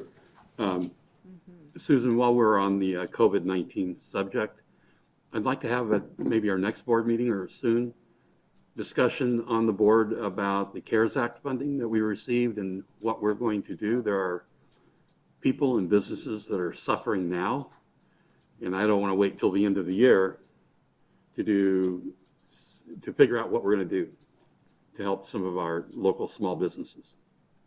I think I do want to mention that there's something going on. I mean, it's not, you're working with the school districts and their opening system. I mean, the county is helping, providing them with some, some assistance. We are also looking in August to do hazard pay, which is something that I didn't want to get to in discussing too far down the road, but it's something that is COVID related, hazard pay for the sheriff's department, for those people in the health department that have no choice but to deal with it. We're looking at that as part of our plan to utilize this fund. I will add, how do we handle, and I want to make sure that Supervisor McLeod knows that we tried that already through the Chamber of Commerce. We tried to set up a system where we would help small businesses, and we were told, no, we don't really need that startup kit that we worked on. So we're not sitting idle. And I think that what the city did, set aside, $300,000 or $400,000 to help a small business. I think that is, well, that's a startup point for us, I think. But let's remember that cities got their own funding. The majority of the businesses are within city limits in the city of Yuma. So we'll be looking at helping businesses that are outside city limits, outside the city of Yuma, the city of San Luis, the city of Somerton. Everybody got their funding. So I do want to emphasize that. If we're going to be helping businesses, we need to make it clear that we're looking at helping businesses outside the incorporated limits of any city or town, right? Just want to make sure if we start delivering on that, and we'll have. We just need to have a discussion, sure. All right? We can't do that if it's not on the The agenda, right. Yeah. Okay, well, we'll do that at the end. We'll ask you to put it at the end. Mr. Chair, Yes. Diana, how long will it take these, this contract? Are these people already certified? Yes, so these are U of A students that have been working. We've been getting assistance from U of A students before. Okay. And so, yes, most of the students have taken that course. It's become a new normal for a lot of these students, particularly those that are working in public health. So we're hoping to be up and running very soon with this contract. Now, will they be in Tucson or will they be here? They'll be in Tucson. They will. They'll work remotely, as you see by the contract. They're gaining valuable work experience, which, to our credit, is part of our mandate in public health, is to make sure we train the workforce of tomorrow. So they're assisting us. They're also getting some critical field experience that will help them, and it's making them be able to just have some actual hands-on. And then we will communicate every day with them, and they will give us updates. So there will be ongoing dialogue. They just physically won't be located here. Do you know how many people we're talking about? I believe that it's on the back of the... I know it is. Go ahead. Yeah. Okay. I just thought for the public. Okay. Never mind. Any questions for Diana? Any additional questions for Diana? If not, then remember, she's available to you. Never. I mean, she's available to you. Know her phone number. Thank you. Thank All you right. very Thank much. you, Diana. Sorry to make you wait that long to make that, but. All right. There was no action, so. But we can ask at this time that there be some discussion regarding this at our next board meeting, okay? Sure. Couple of minutes, break it for a couple of minutes. Okay, well, we'll take a 2-minute break. 5-minute break. Let's make it a 5-minute break so people can get to do something. That's all right.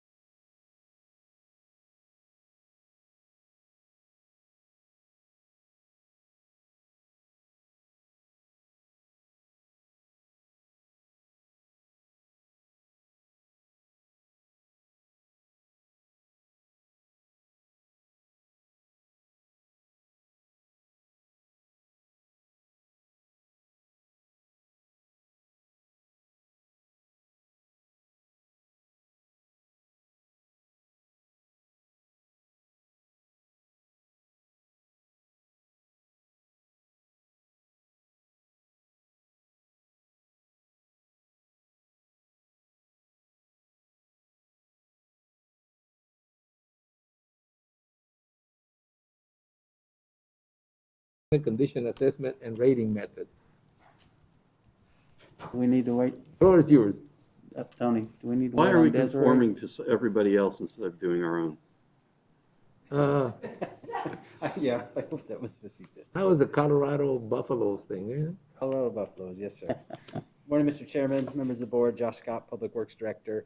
I'm here today to talk to you about Public Works program for assessing pavement condition on our asphalt, and we do have a little bit of concrete roadway out there, but primarily asphalt. So I think everyone knows, or at least would assume, that we go out and inspect these roads and give them some sort of assessment rating. And when we're talking about asphalt, it's obviously not fine wine that gets better with age. I think everybody understands that it starts to deteriorate just about the moment you put it down. So we need to keep an eye on that deterioration, understand the deterioration rate, and build a database to help us predict what our future maintenance needs are going to be. So that database is our pavement management system. And it's a combination of our asset management software and some financial forecasting tools. We use those tools to develop our priorities and strategies to try and maximize our dollar and extend the life of our pavements. That ultimately ends up as a budget request for those maintenance activities. We've been doing it a long time. You can tell by the state-of-the-art computer there in that picture. And that technician crunching the numbers is actually our now deputy director. And you can Fifth. kind of see that he had hair at the time. So this goes back quite a ways. I don't know, he had a cap on. You see it down there. Yeah, the ponytail, yeah. Yeah, I can. So our roads are county assets.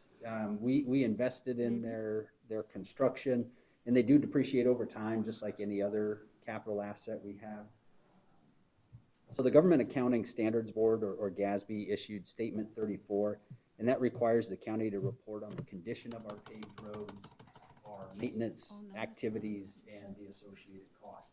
And then every year we work with finance to summarize that information, and it ultimately ends up in our CAF for each year. So it's pretty serious stuff, and we try to spend our money wisely to prolong the life of our pavement. And again, that financial information goes to finance and gets reported at the end of the year. So because it is serious stuff, ideally, we want our assessments on individual roads to be taken seriously as well. And again, ideally, those methodologies would be standardized, they'd be objective, and any impacts to our pavement distresses and the overall health of our roads would be pretty clearly defined.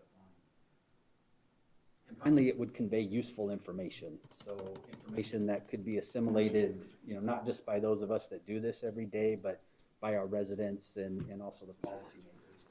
And so back in 2003, just after that GASB 34 was issued, the Board of Supervisors did adopt a target pavement condition level, and they set it at a 65 across our network.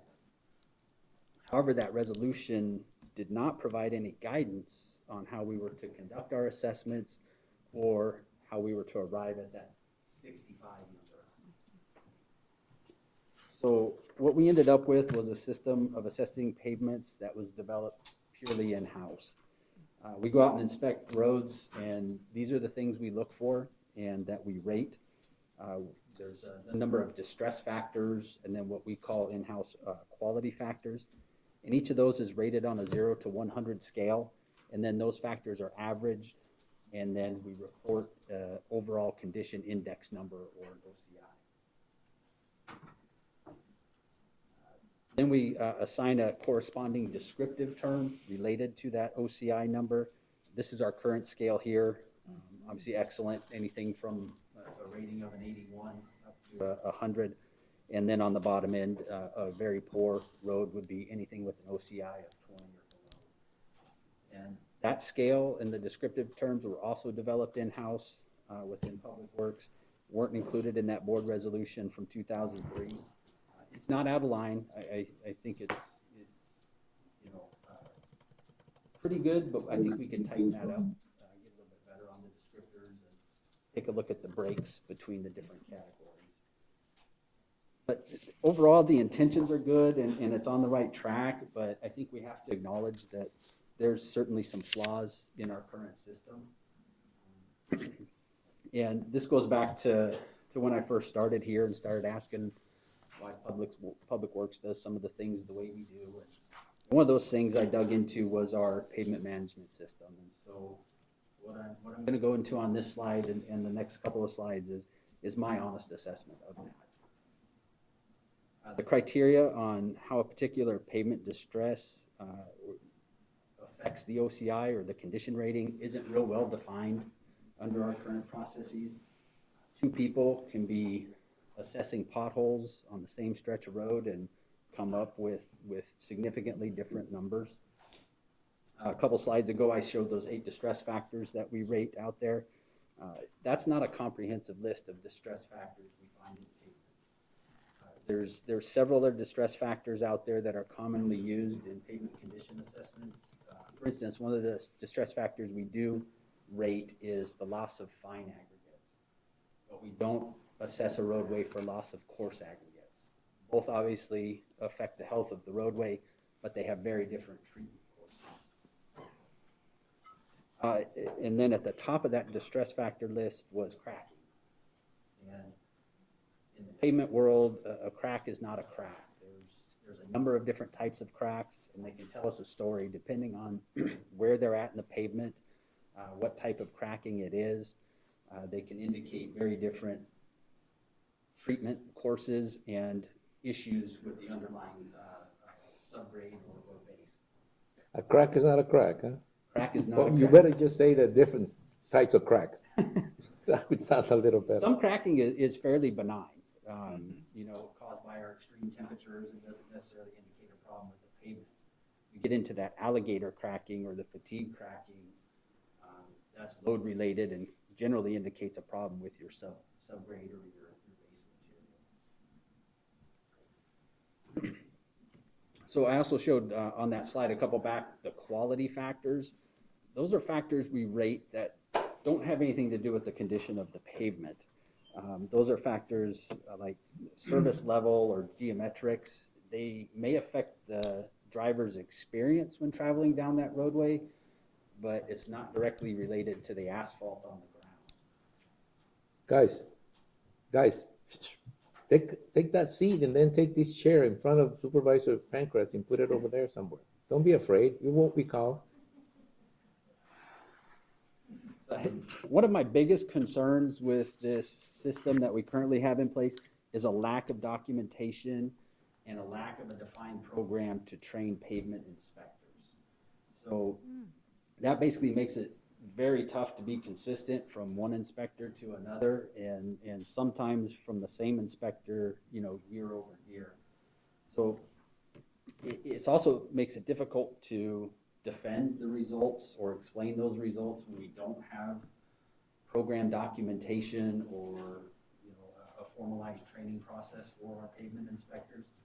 So those shortcomings can't help but influence these pavement condition ratings. There's a lot of subjectivity built into what we do now, and ultimately without the standardization or documentation, what happens is we end up rating our roads against each other because we don't have a standard to rate against. So if that road was a 50, well, this road's a little bit better, so I'm going to score it a 55 kind of a thing versus rating each road independently.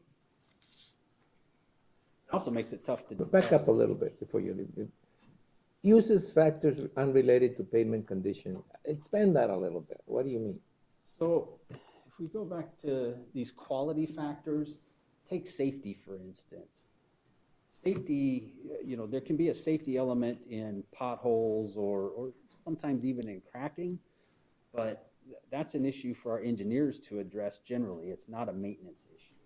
We talk about geometrics. That's what the roadway prism or cross section looks like.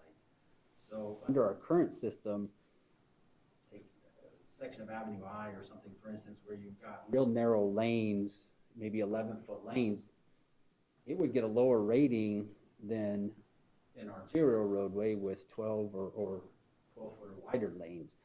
That has nothing to do with the health of the asphalt. Now, I'm not saying it's not an issue and it shouldn't be pursued, but it's not a maintenance issue. So what you're striving for is a way to assess payment as payment, as opposed to a road as is used sometimes. In other words, if it's a connecting road, because it provides an exit, you're saying that shouldn't be used to assess the payment itself. Not the condition. Now, we can and do factor that into the prioritization of our projects. So an arterial roadway or a frontage road might rate higher than, a rural minor arterial or something like that because of the use. But if you're actually going to compare the health of the pavement in those two roads, really the geometry or the safety aspect doesn't figure in. Where would it figure in if it's not figured in like when I read distress factors, I mean, obviously use, a lot of use would be a factor. I mean, if you had a road, but not on the condition of the road, that's what you're saying. You're not in the maintenance side of the road. It would be more on the use of that road. Is that what you're saying? You're trying to separate, you're trying to make this a situation that actually assesses the condition of the road as opposed to the environment that the road is in. Correct. And so those are two separate things. We look at both of those when we prioritize our projects. So working with Paul Melcher a few years ago, we came up with some criteria on how we rank roads. So the pavement condition score is one piece. The speed limit is one piece. The functional classification of that road is another piece. Connectivity to centers of commerce or employment centers, that's another consideration. So the health of the asphalt is one piece, certainly, but it's not the be-all, end-all of where we spend our dollars for. Okay. What I'm proposing is moving to the ASTM, the American Society of Testing Materials, standard practice for roads and parking lot pavement condition index survey. It's a mouthful, but there are several different types out there. This is the most widely used among governmental agencies. And what ASTM did is they codified the work the U.S. Army Corps of Engineers did starting back in the 70s. So it's pretty tried and true. This is the standard that's been adopted by the American Public Works Association, which they recommend their member agencies use. This is what the city of Yuma has moved to in the last 5 years as well. And this standard, it's based on objective, measured criteria. It's based on statistical analysis. It's very robust. It's very programmatic. And most importantly, it provides a repeatable and defendable result. And it pretty much all but eliminates the subjectivity we have in the current methodology. So we go out and we break the pavement up under this method into different lots or different sections based on what would be statistically significant, and we take measurements of crack widths, crack lengths, and it goes into this big algorithm, and there's penalties associated with certain distresses. There's different weightings associated with different distresses. Again, some cracking is fairly benign, some is more. I'm afraid you're going to say something before you end that. So if we do adopt that system, that ASTM system, there is some implication to making that change. First, the terminology, it may seem, fairly minor, but right now we're using an OCI, we call it Overall Condition Index. The ASTM standard specifies use of a PCI, a Pavement Condition Index. So I think the nuance is that we're focused on the pavement, and that is all we're doing is rating the health of the pavement under the system, not these other factors that are unrelated to the asphalt itself. Again, certainly can affect the driver experience, but not part of the pavement health equation.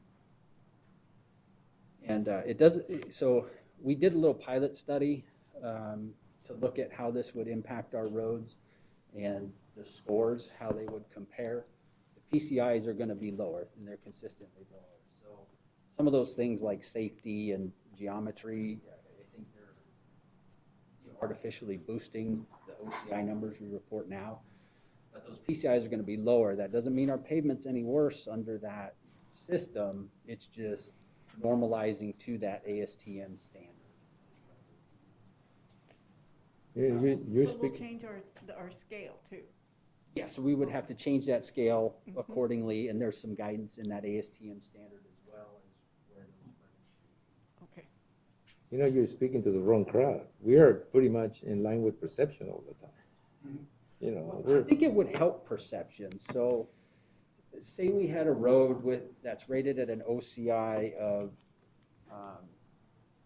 say, a 45 right now. That would be considered an average road and probably programmatically scheduled for a slurry seal or something like that.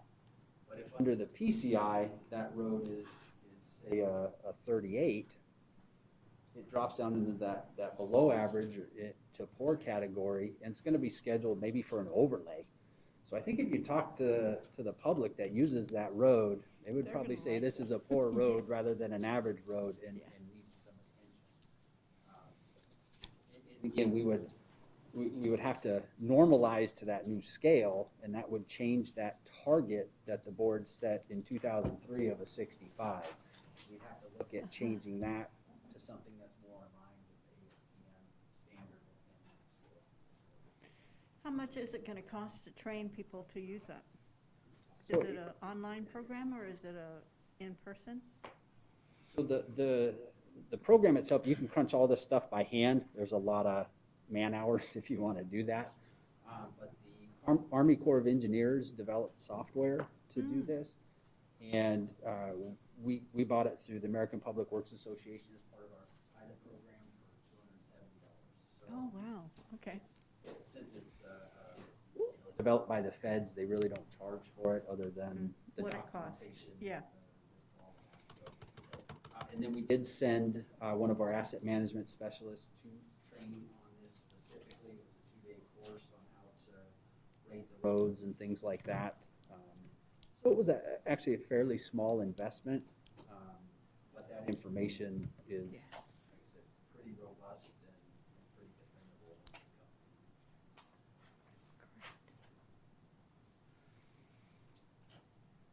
I think one of the other issues with changing to that ASTM standard is the GASB 34.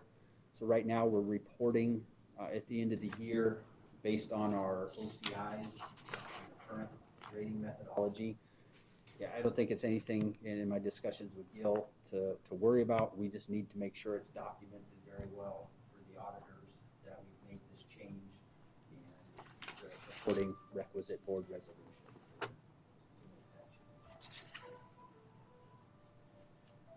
So I'm recommending we move. It's your cue to hurry it up. Did you hear the noise in the background? Yep, this is my last slide. Almost done. Oh, geez. I was waiting for Tony to say something. Didn't want to break your pace, but. I am recommending that we move towards that ASTM standard.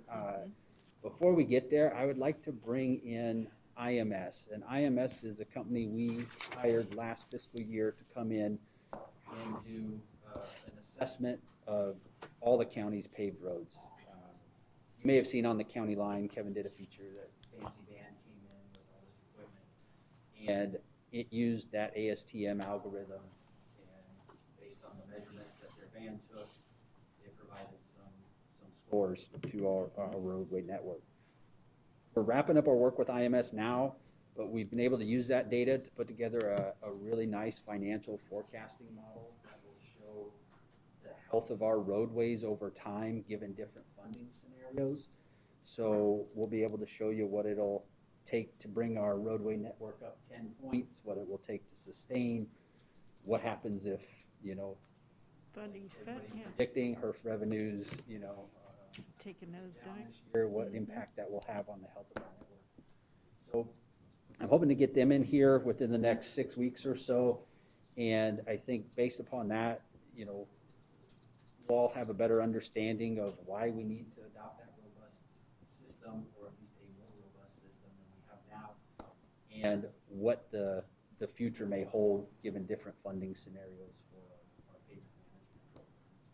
And then once that's complete, I'd come back and ask you all to adopt a resolution that would give Public Works and Finance a little more guidance for your direction and desires as far as pavement management and maintenance goes. So that resolution in 2003, it needed to be done, but it was pretty generic in that it didn't provide any direction to Public Works on how we were supposed to score these roads and what a 65 was versus a 50.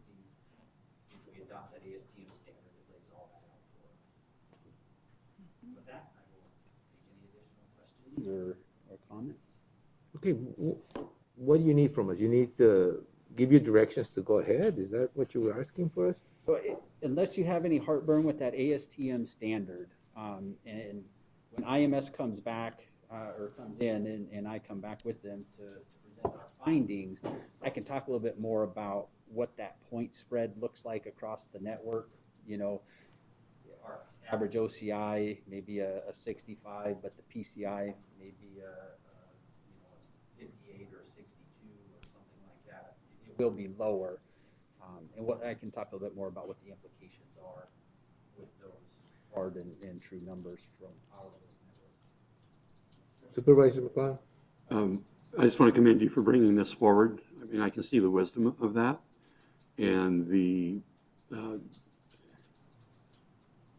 how shall I put it? The better facts we have, the better decisions can be made. And so I had a comment when you started your presentation. You started looking into why we did things a certain way. And I'm sure that the answer was because that's the way we've always done it. And so I commend you for moving us forward and looking to do things better. So thank you, Josh. Mr. Chairman, Supervisor McLeod, this isn't a knock against what was done previously. I mean, No, I didn't there's mean that. been, great strides in pavement management technologies and asset management systems and things like that since Public Works started this program in basically the late 90s. So we're 20 plus years down the road, and I think it's time to revisit some of these things and ask some of those questions. Supervisor Simmons? As long as we're taking care of our roads, because then we're taking care of our people. It wouldn't change our approach necessarily, other than I think we would be able to dial in on a more programmatic program, whereas now, we get these ratings, but we've got to go out and ground truth them more because they are influenced by factors outside the health of the pavement. So what's being reported as a road that ordinarily, given the score, might be scheduled for a slurry seal, might actually need an overlay. Maybe it's being boosted up by some of those factors that are outside of the pavement health stresses and things like that. Okay, here's my concern. My concern is that, as a politician, my concern is that sometimes perception overrides, the reality of things. And I'll use as an example Somerton Avenue in 18th. Somerton Avenue in 18th was the site of many very tragic accidents. It had nothing to do with the pavement. It had nothing to do with the signage. But for years, it was my district. And year after year, the fire department, the fire department director from Somerton would come to a meeting and berate me because nothing was being done about solving that problem. Now, that's an engineering problem, right? It's a safety issue. It's not really the condition of the road, but the road became the issue. It's an unsafe road, and there was very little we could do other than to install better traffic signals. It didn't need improvement. The road didn't itself need improvement. So I hope that this system, this system will have a tendency to separate the condition of the road with the safety issues that come into play. But there's going to be some times where the political pressure to improve the physical condition of a road may override the actual physical condition of the road. In other words, if we set aside a capital improvement plan that is based, and we should, that is based on the condition, the deteriorating condition. In other words, we tend to go back and fix a problem when it gets to a certain rating. But sometimes there are going to be pressure, because of safety issues that have, again, sometimes very little to do with the actual physical condition of the road, where public pressure, perception has a part of it.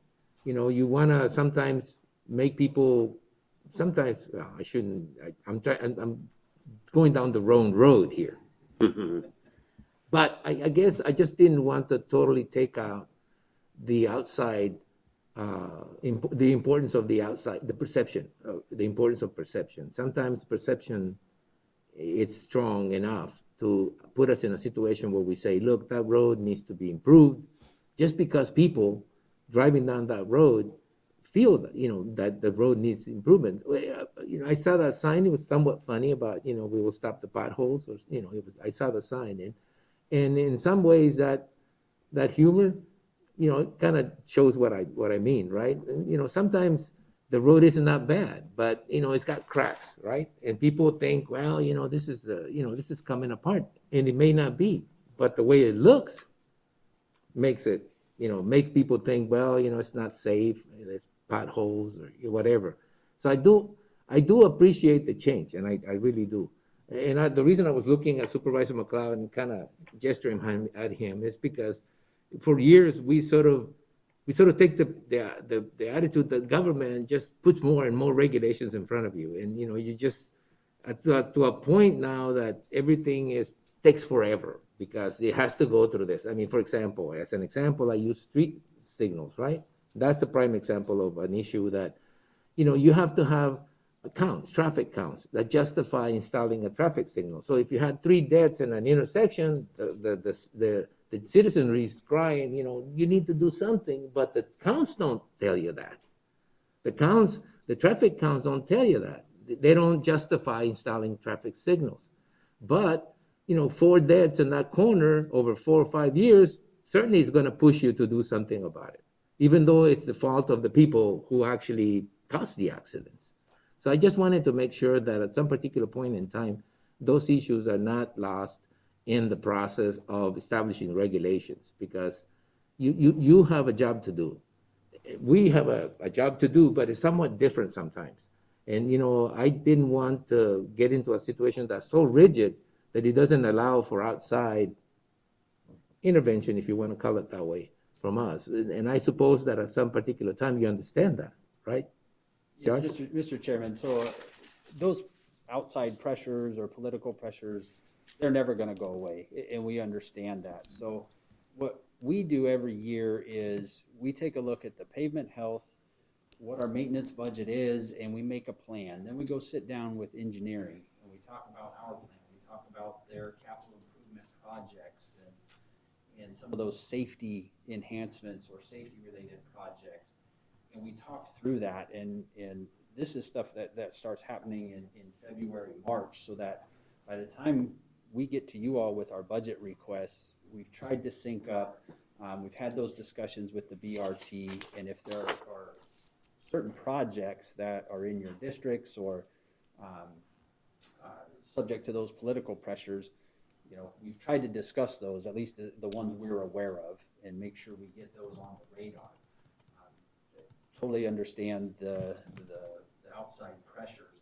Now, we're doing this now as far as going out and inspecting roads and putting a score or a number value to them.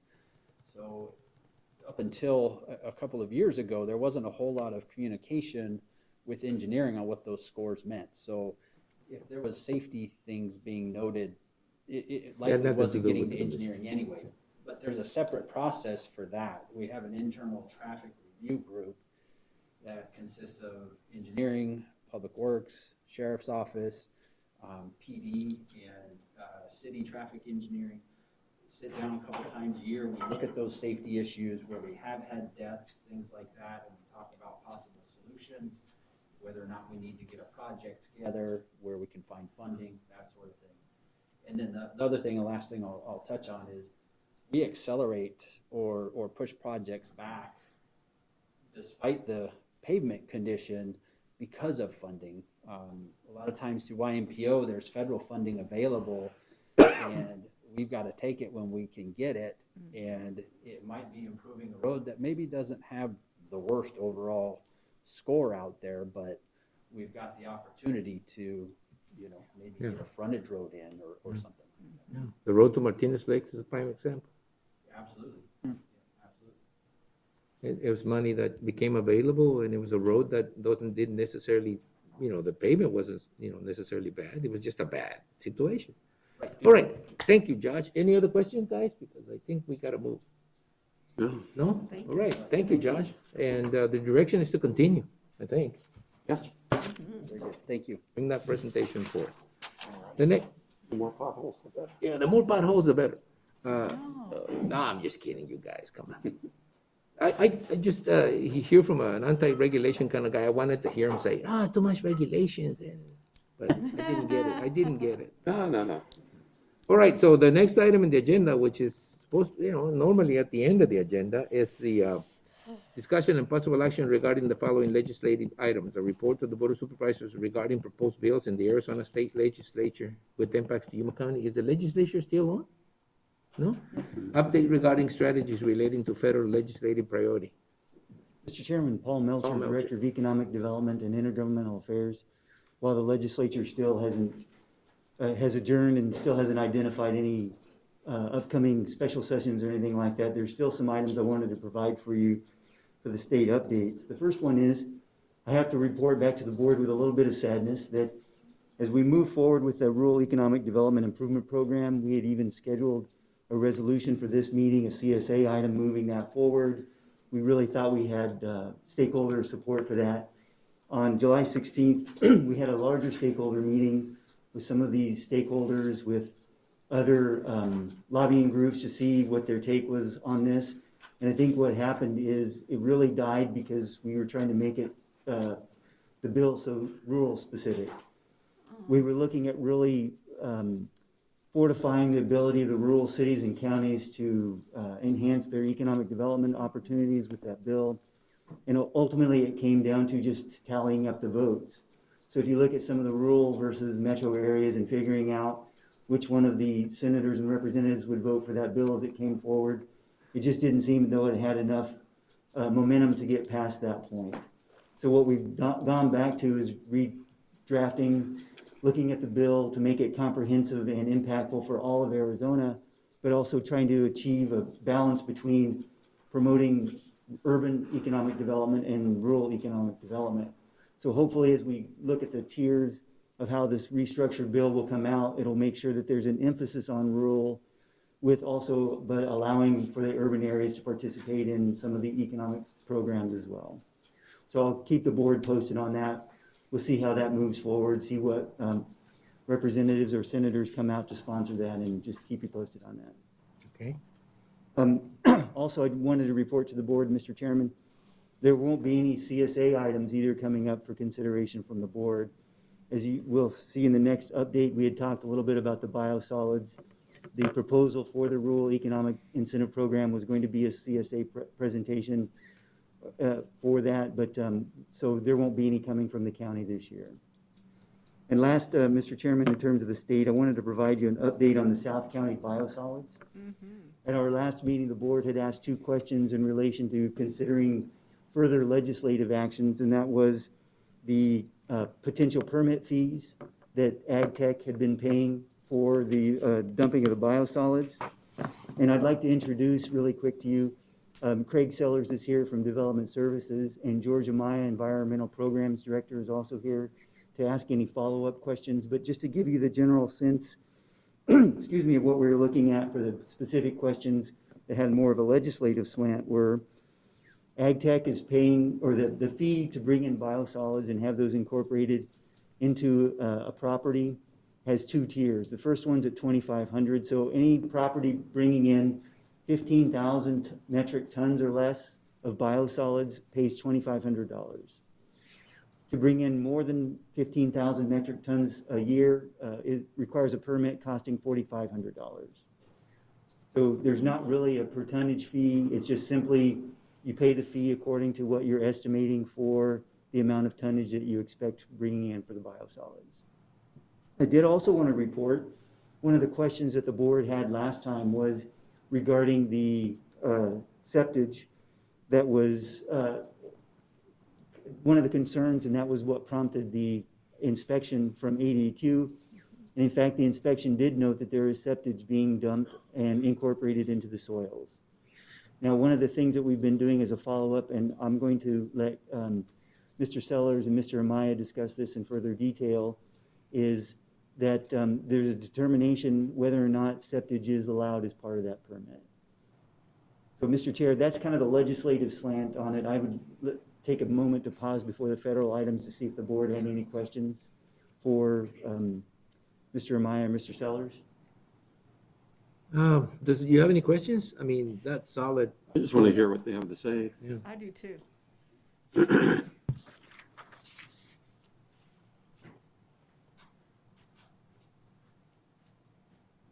Good morning, Mr. Chairman, members of the board, George Yuma, Environmental Programs for Development Services. The report of inspection made available to Yuma County was very helpful in understanding the agricultural practice of biosolids application at a particular site. Moving forward, the county, as Paul Melcher mentioned, will have a follow-up meeting to discuss the findings on that report. Part of the concern or questions that we will have to ask ADQ is related to the domestic septic application.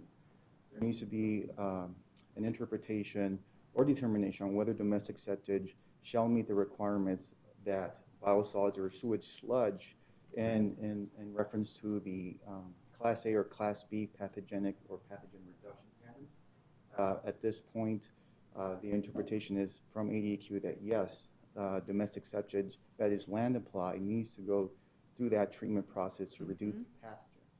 However, EPA has standards and has published regulatory domestic guidelines for domestic septic. And within those guidelines, domestic septic can be land applied as long as it's incorporated into the soil within 6 hours. So while we have EPA standards, the states can be more stringent, and this is a clarification that is needed in relation to the application of domestic septic. Having said that, Chairman Reyes, members of the board, do you have any questions related to the report of inspection?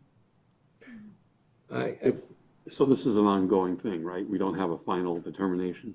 Correct. Okay. Supervisor McLeod, the report of inspection notes the potential deficiencies. At this point, the department has not been aware or made aware that there are any correction notices and or violations initialized by AD. Oh, God. What I can tell you, George, is, yeah, very funny, is that by all accounts, you're very responsive and do a great job. So thank you for that. Yeah, now, you know, now now we go back to the actual purpose of going through this process, which to me was to find a way to deny that, you know, permit. And it's not in our hands. And that's the problem that I always find to get to. I mean, it's ADQ, they have to follow EPA rules. And we go back to the same thing. I mean, what bothers people is the smell and the flies and so forth. So it's not necessarily whether it's an approved use, because I think that we're going to end up that way. It's just even the perception of this stuff being brought in from California and applied here, even the perception, it's bad. You know, the smell is worst. I mean, during the summer, if you drive that area, I mean, it's almost unbearable.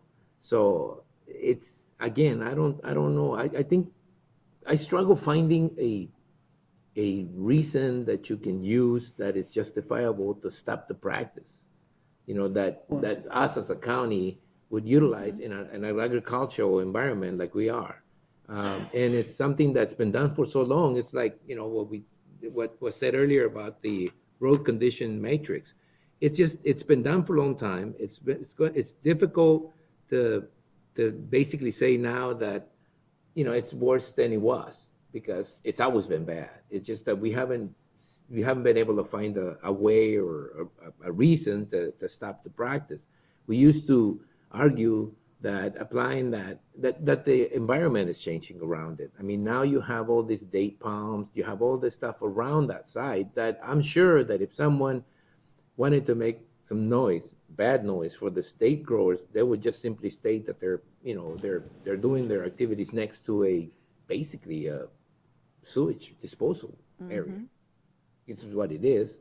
I mean, it's being applied to the ground, but so how can we separate the nuisance part from the actual permitting part? Is there anything in the permit process that says that you have to control some sort of control odor or flies? Is there anything in the permit that mentions obnoxious, or, I mean, it's not toxic, but it's certainly obnoxious. Yes, Supervisor. Well, when we did that test from U of A, they found that those flies were carrying disease. And that's my concern. My concern is that Orange Grove Elementary School was within that area, and people's homes were within that area, and those flies are carrying Fecal disease. matter. Well, they're carrying disease, yeah. I can't remember what the diseases were at this point. Are we getting off the subject? We're diverting? Way off. We all? Oh, legislative yeah. update. Okay, we're gonna have to put this in the agenda for a full discussion some other time because, Okay. you know, we're getting into discussion, which, is this an action item? Discussion and action. Yeah. You know, we need to clarify that because I think that the fact that it calls for action, maybe we need to be more specific. And I think that's what the attorney is alluding to, that people need to know when this discussion is taking place. So we need to put it at the public announcement first before we deal with the issue. And this is a pretty important issue. So we're going to bring it back on its own. We appreciate the fact that Paul brought it up like this, but for us to fully discuss it or take action, we probably need to put it up as a separate discussion item, Trish. And we'll leave it as, thank you very much for your innovation. Thanks, Craig, for, you know, taking a few steps towards dealing with this issue. We'll bring it back when we're ready to make a decision or discussion. Sorry. Thank you. All Thank right, you. members of the board, thank you. Thank Right. you. Paul, why did you die? Just kidding. Thank you, It's your Craig. fault. It's your fault, man. It is, I should, no, but Mr. Chairman, I think that's what, initially what we were looking at is, once we go through this process and identify where there might be a possibility to either introduce legislation or do something from a different aspect of it, that's what we're really looking A to nuisance, a identify. public nuisance type situation. Okay, we're not gonna discuss this anymore. All right. Mr. Chairman, the last item I have for you is at a federal level. I've sent out last week a list of all the bills that we're looking for action. We anticipated something, but I would really stress that this week we're anticipating, even sometime later today, it's noted that the Senate and White House are working on dropping their stimulus bill today. I think what we look at it in just in general, it's noted that the package will likely address the weekly unemployment benefits. I know there's been a lot of discussion about the $600 employment benefit that's been added on to the states. So I think there will be some adjustments made there.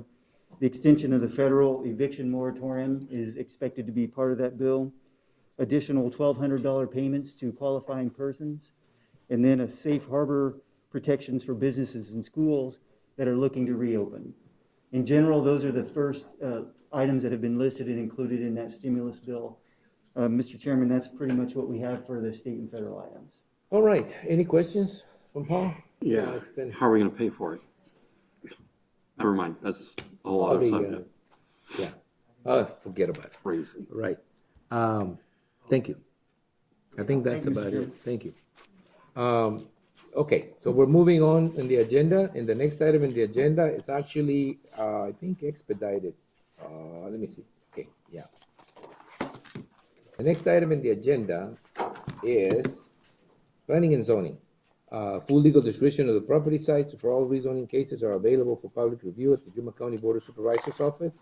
We have expedited rezoning and public hearings. These items will be open as a group for public hearings and acted upon by one motion to adopt the recommendation of the Planning and Zoning Commission, except for any item that is removed by the board, by a board member for separate discussion. That item will be discussed and acted upon separately following actions on expedited items. Now, we have 4 expedited rezoning items that we can deal with as a group. Item number 1 is rezoning case number 2008.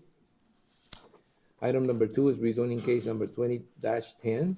Item number 3 is rezoning case 20.2009. And item number 4 is rezoning case 2011. I don't have to read it all, do I? Just as long as I refer to them, they're in the agenda? Okay, good.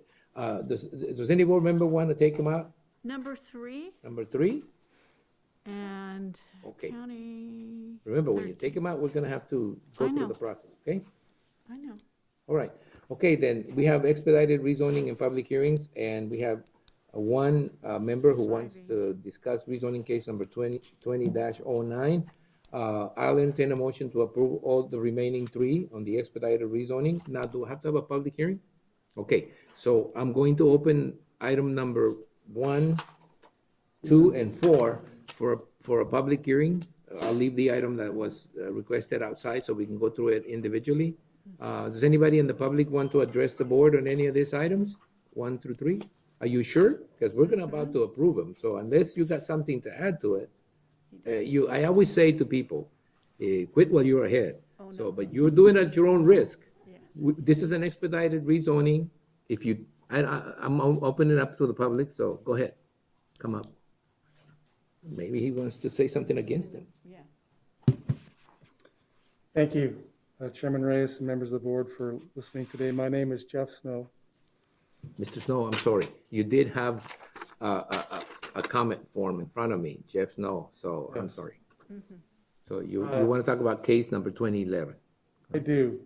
Right. I live out in this area. My address is 4825 East 47th Street. And I think we may be missing an opportunity as a community. I moved out in this part of the county in 2013. And I'm here speaking for myself. I'm not speaking for my employer or any other civic group that I'm a member of, just for me personally and my family. We live just west of this proposed subdivision on County 13th and Avenue 5E. This land is going to be divided into 2-acre lots, as is consistent with a lot of the lots out there. They're 2-acre lots. We have an opportunity in front of us, though. We're in the middle of a recession that's been caused by this virus we talk about all day, every day.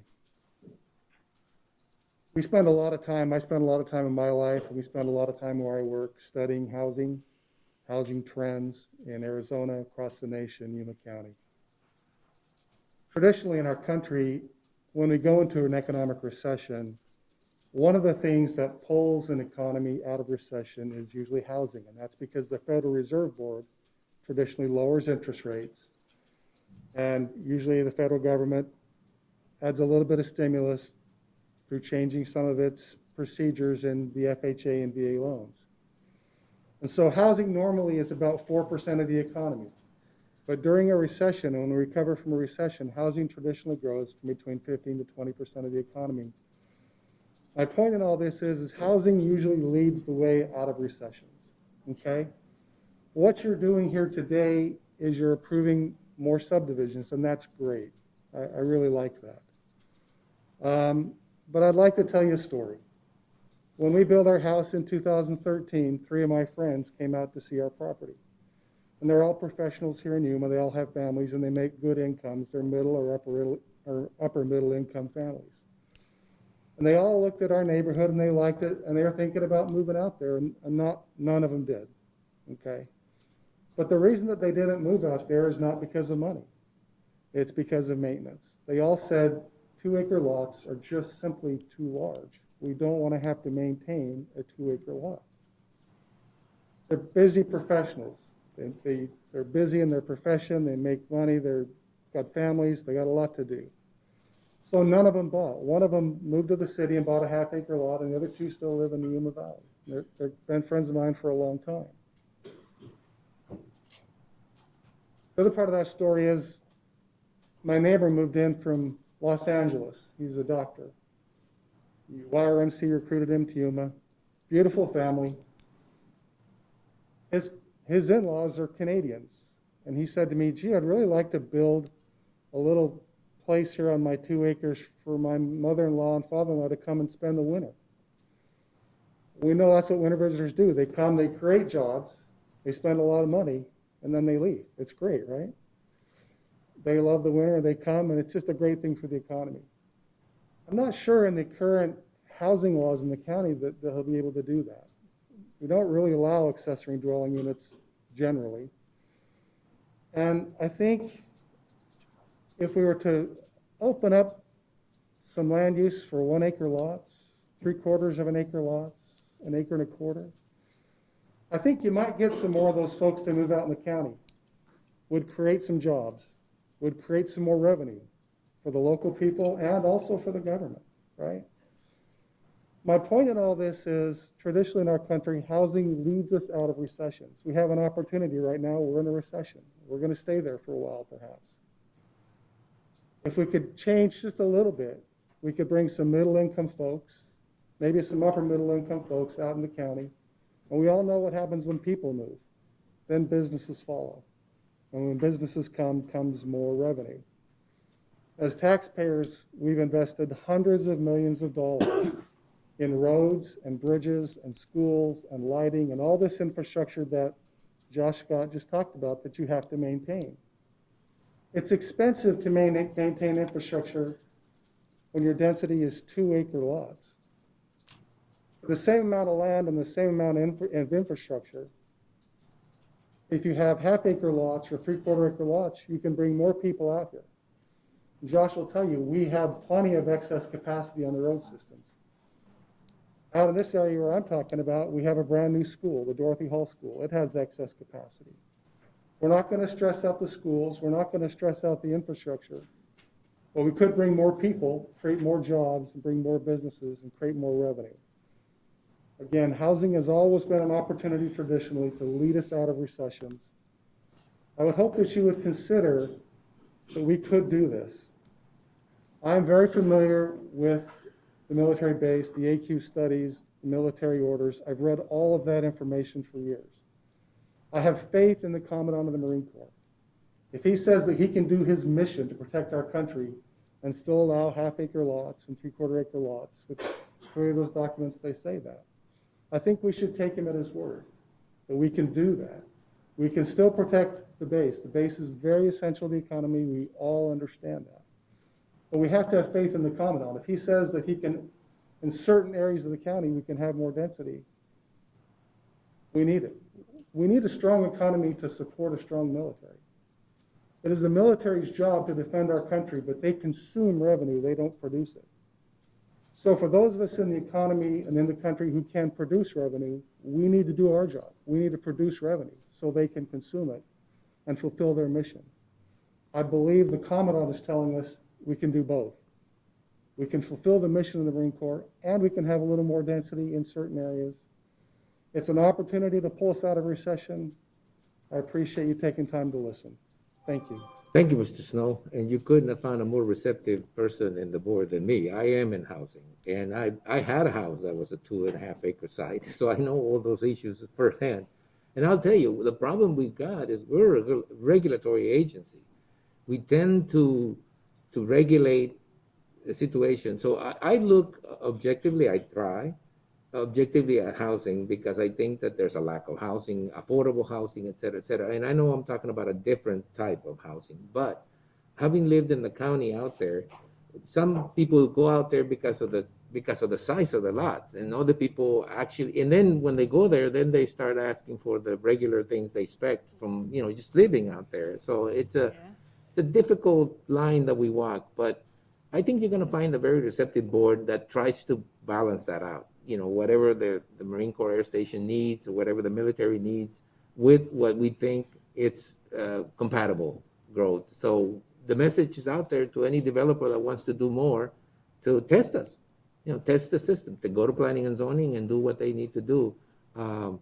There are difference of opinions even within this board about what should happen out in the county. I am leery all the time about people moving out there because of the openness, and then having a problem with the cell tower, or having a problem with something like that because they move out there for the view, they want to see the stars at night. And so it's really a difficult balancing act we have to follow. But I appreciate your thoughts, and I not only do I appreciate them, I understand them 100%. And from my part, I hope developers hear you and look for us to make some decisions in regards to that. Thank you very much. Thank you. Anybody else? If not, I'll return it back to the board. Now we're talking about items 1, 3, and 4. I mean, is it? 1, Yeah. 2. 1, 2, and 4, excuse me, not 3. 1, 2, and 4. I'll entertain a motion to approve the consent agenda items 1, 2, and 4. Yes. So moved. Is there a second? Second. Then a motion, a second to approve consent items, planning items 1, 2, and 4. Any discussion? If not, all those in favor of the motion signify by stating aye. Aye. Mr. Chairman, these were expedited Yeah, I know. items. I think I did it that way. We Yeah, just, you indicated it was on the consent agenda. It's the expedited. oh, sorry, agenda. it's expedited. Well, yeah, okay, all right. You are right. It's called expedited rezoning, not consent. Expedited rezoning. Okay? No. Let me open item number 3, okay, for you to get to it. Now, item number 3 is for Development Services and the Planning and Zoning Division. It's rezoning case number 20-09. Dahl Robbins and Associates, agent for Yuma 7E LLC, requests the rezoning of a parcel 10 gross acres in size from rural 10-acre minimum to suburban site built 2-acre minimum. Assessors parcels 725-53-001 located in the southwest corner Avenue 7E and County 13th Street, Yuma, Arizona. Supervisor Pancrasi, is there something specific you want to ask from the staff? Irrigation. Is there irrigation out there? And if there is, are they planning on putting, when I looked out there, I didn't see any irrigation. Is there irrigation, or are they planning on putting turnouts? There is in that area. Chairman Reyes, Supervisor. That was my only concern. That is a good question. Let's look at the aerial imagery. Isn't that a requirement though? That if there is, If there is irrigation, they have to keep they it. have to keep and maintain. If there's not irrigation, they don't have to put it in. I think it's further north. I didn't see any, but some of them looked like they had some. No, because this is just desert, I know it is. so they wouldn't have We irrigation. do, Supervisor Reyes, Chairman Reyes, there is no irrigation here. We we did not make that a condition. Okay, I didn't see it. That's what I was asking. I went out and well looked. All I right. didn't see it. Okay, that's my only concern. Thank you. I'm going to open this to the public. You don't have to do a presentation. It's pretty expedited. So it was just a question she had, so I had to open it like that. But I'm opening up the public. No, don't be sorry. You're right. I'm always asking Legitimate that. question. It's a legitimate question. It is. Yes. So I'm going to open this item for public, for a public hearing. Does anybody in the public want to address anything on this particular item? Do I have to remind you? No, I don't. No, I'm really aware. Barry Olson, 101 East 2nd Street, Yuma. I represent the developer in this project. If there's any questions, I'd be more than glad to answer them, but it seems like the concern's been addressed by staff as to irrigation. Right. I have one other question. Oh, I'm sorry. Are there any plans to make larger floor plans? I know that the floor plans that are being planned are 1,400 and 1,600 square feet. Is there any plans to make larger homes? I think they're looking at something that's comparable to the market out there and what the market will bear. Okay. The market is changing right now, so I think the developer will take that into effect. Okay, thank you. All right, I am, if nobody else is there, I'm closing the public hearing portion of this and return it back to the board for their decision. Do I hear a motion to approve item rezoning case number 20-09 as presented? So moved. The motion, is there a second? I'll second. The motion is to approve as approved by the Planning and Zoning Commission, item number 3, rezoning case 209. There's been a motion and a second. Any other discussion? Any other question? If not, all those in favor of the motion signify by stating aye. Aye. Okay, those items have been approved. I am going to a full presentation calendar, and this will be a public hearing required. The chairman, I will read the full presentation, introduction. This is a regular public hearing, I guess. I don't guess, it is. Development Service Planning Division, this is rezoning case 20-12. Adrian Vega, agent for TDI Holdings, LLC, requests a rezoning of a parcel of 10 acres gross acre from rural acre 10 minimum to suburban site build 2. Assessors parcel number 754-40003 located in the southwest corner Avenue A and County 17th Street, Yuma, Arizona. Thank you, Mr. Chairman. Fernando Villegas, Senior Planner, presenting rezoning case 20-12. This is a request, as you mentioned, to rezone 10 acres from rural area 10-acre minimum to suburban site build 2-acre minimum SSD2. The intent is to split the subject property into 5 new parcels. As you can see on the vicinity map, we have parcel 10 to the north. It's zoned suburban ranch 2-acre minimum, developed with a site built home. Parcel 8 and 9 to the north are SSB2 and are developed with site-built homes. Parcel 6 and 7 to the northwest are zone RA10. Parcel 6 is the location of metal building used as a repair shop for manufactured homes and is used for storage of manufactured homes, recreational vehicles, commercial trucks, trailers, inoperable vehicles. Parcel 7 is the location of a site-built home and several commercial structures, and it is used as a storage for trailers, recreational vehicles, inoperable vehicles. Parcel 2 to the west is zone RA10 and it's in agriculture. Parcel 4 to the south is zone RA10, is developed with a site-built home and in citrus production. Parcel 755-53008 to the southeast is zone RA10 and it's in agriculture.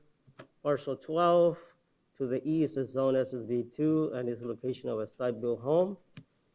Parcel 1 to the east, it's zone SSB2 and it's undeveloped. And parcel 31 to the northeast is zone RA5, developed with site-built home and agriculture. The site plan submitted by the applicant here shows proposed lots with a private access with irrigation for all lots. Thank you. This aerial view shows that subject properties in citrus production.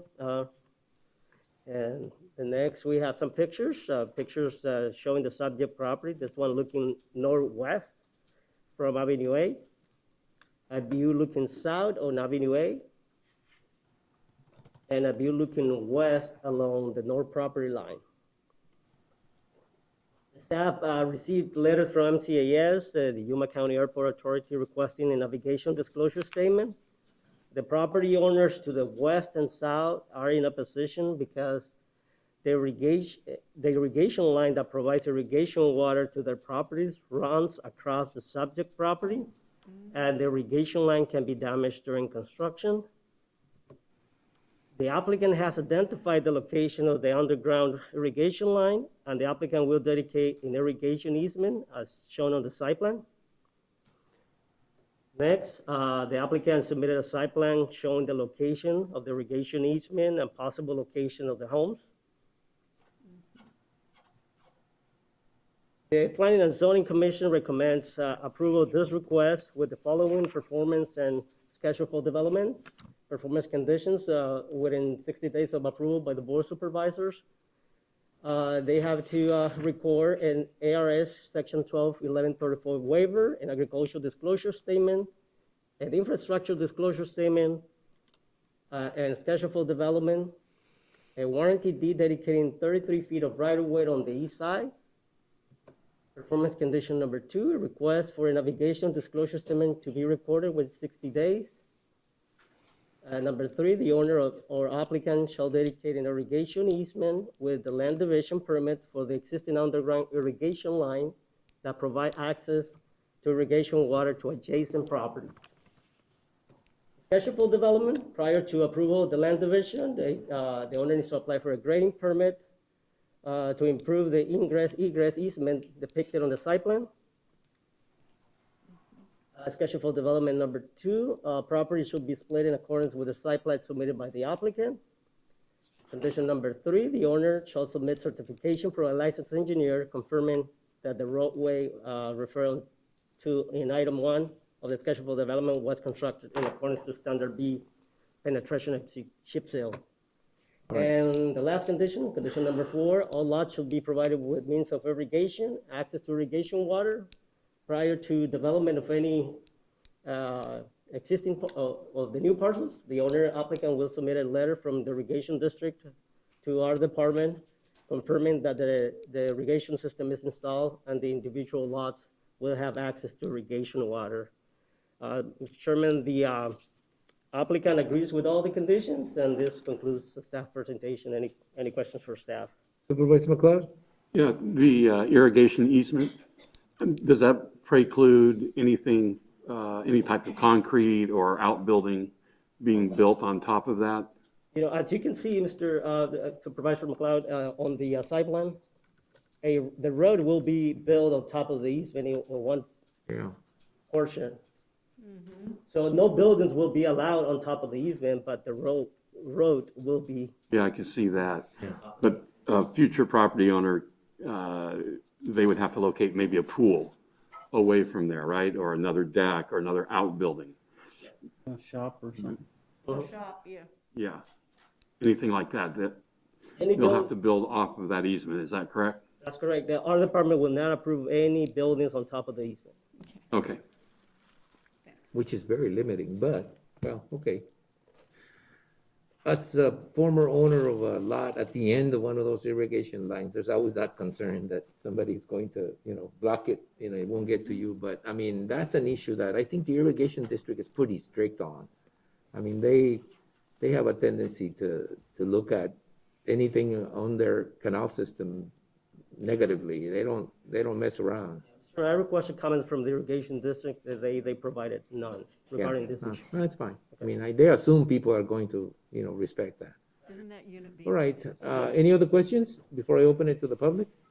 No? Okay. I'm opening this to a full public hearing. Is there anyone in the public that wants to address the board? Seguro, pásale. Come on. Good morning, Mr. Chairman, members of the board. I'm here. My name is Aurelio Alvarez. I live at 17220 South Avenue A. This is Mr. And I just met him. He's my neighbor to the north of that property. And Fernando mentioned there's two opposing, and he's the third. He lives on the north side at 2180 West County 17th Street. His name is Mr. Napoleon Joya, and his wife Maria are here as well. They're limited in English, so I can. They're here if you guys want to ask some questions, but I'm here to convey what they projected. I prepared a short statement. I just wanted to give you guys. I mean, I know the developer is moving on, and I mean this is an issue that I wanted to bring you guys a little bit of attention, a little bit personal. We bought this property in 2014.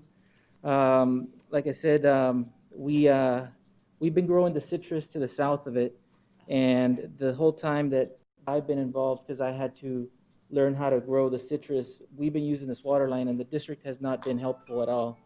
They have not. They said that this line is to be maintained by us, and their hands are pretty much off. So it's a great concern to me, to Mr. Del Real, who farms the dates next to me, and there is 8 property owners to the south of me that also feed on this line. A little bit of background on myself. I've lived here my whole life. I've never been in front of your board. I'm a Border Patrol agent of 20 years. My wife's a nurse at YRMC. We love this community. It's given us great opportunities, and we have 3 children. So this area is we love living out there, right? And that's what our neighbors too is that we always say it's very peaceful. But the main concern, their issue was the tranquility, the ambience, and our main concern is the irrigation line. Like I mentioned, this irrigation line provides water to all of us and my neighbors to the west. There's 10 acres of dates.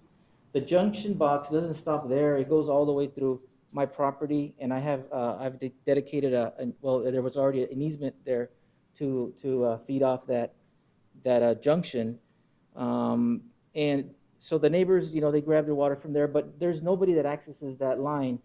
The homeowners in this property really will not have a skin in the game, because that line is not going to feed their property. So if you buy a lot there, you don't have that water is not going to go for you. It's going for the people to the south of you. So there's been issues in the past that people just break it because they don't care, because it's not their line that feeds them. And then we're going to have to be responsible for the repairs, getting access to the property. Unit B is not helpful. They've pretty much, gave us. I've never dealt with the irrigation district, so I know that there's steps you can take, I guess, to address those issues. But I have never done that. But as far as it stands right now, this irrigation line belongs to us and the property owners. So we're going to have to be responsible for repairing it. If it breaks during construction, I water every 2 weeks. The date farmer waters as well. So there might be breaks where I would have to possibly lose my citrus trees. And so, I mean, right now, I haven't harvested till September, so that might be an impact on us. And as well, just for the neighbors too, you know, for the south. They're not here because they didn't get the letter because they're not I guess a voting because they're not adjacent to it, but they feed off this line, so you know, they should be at least taken into consideration that they will be affected as well if it does get approved. In closing, you know, we understand that growth is inevitable, and we don't oppose, obviously, but this is of great concern to me and to my family, and it will be, if you guys approve this, it will make a big effect if we decide to stay or not, because moving, like I see down the road, that I will have to deal with 5 or 3 at least property owners plus, you know, the county, and so it's gonna create a lot of issues for us down the road and for the neighbors. So, and then the rerouting, this line is about 18 inches diameter. They can probably run it somewhere else, but like I said, UDB is passing overall cost to they don't want to provide any type of assistance in rerouting that line, so that's pretty much out of the question at this point. But that's the only thing I have. If you guys have any questions for Oh, Mr. Alvarez. Oh, sorry, Supervisor Pancras. I have a question. Where, if these parcels aren't going to utilize that line, where is their irrigation coming from? It feeds off of the north. There's an open ditch to the north, and then it runs on the west side of the property. And if I believe, they're going to tap into it, but it's an open ditch. This is underground, so nobody knew it was there. I didn't know it was there when I bought my property, and the irrigation district was the one that told me that we were responsible for it once I was already living there. So when I saw the notice that we're going to rezone, and that's why I wanted to bring it to the attention of the developer, and then they located the line and then drew it in the map. Yeah. Could we go to the slide that shows the aerial view?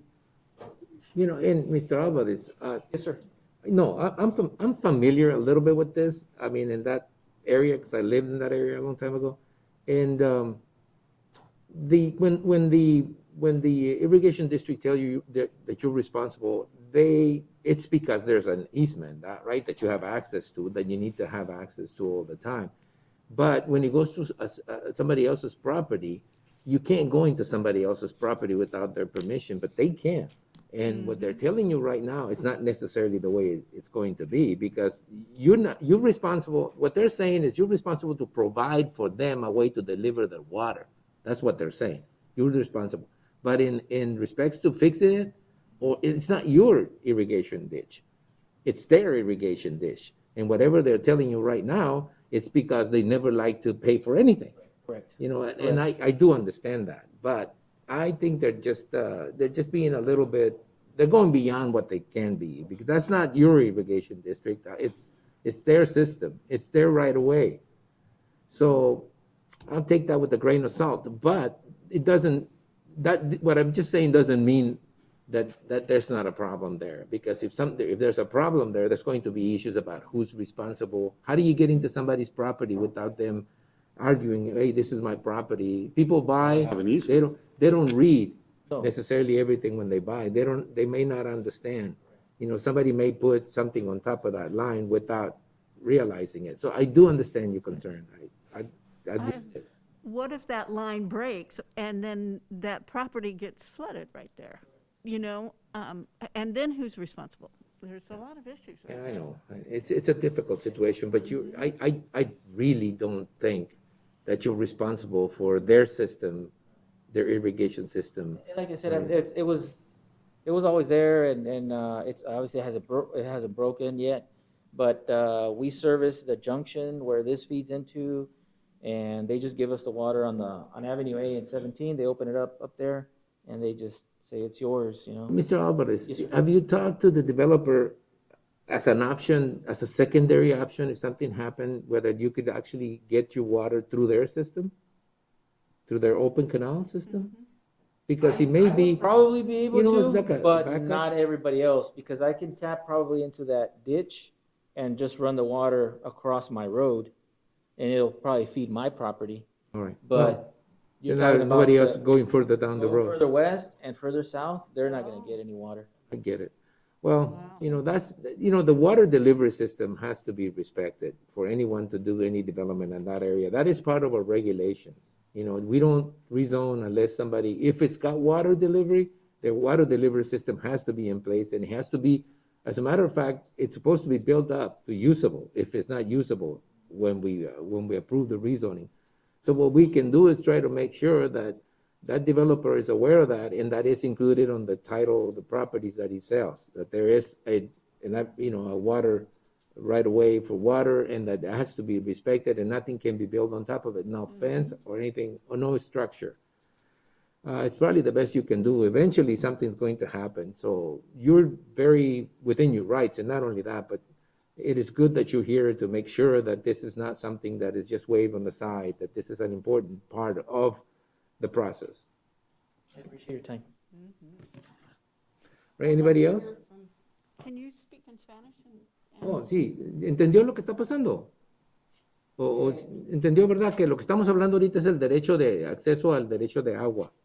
O sea, y que lo que queremos hacer, y también el señor Álvarez, todos lo que quieren hacer es asegurarse de que esa línea de agua no sea obstruida o rompida o dañada, y que los que están haciendo esto entiendan que esa línea tiene que estar usable, que tiene que estar siempre usable para que puedan recibir el agua. Sí, estoy de acuerdo y entiendo de que no nos va a hacer beneficio a nosotros, nos va a perjudicar.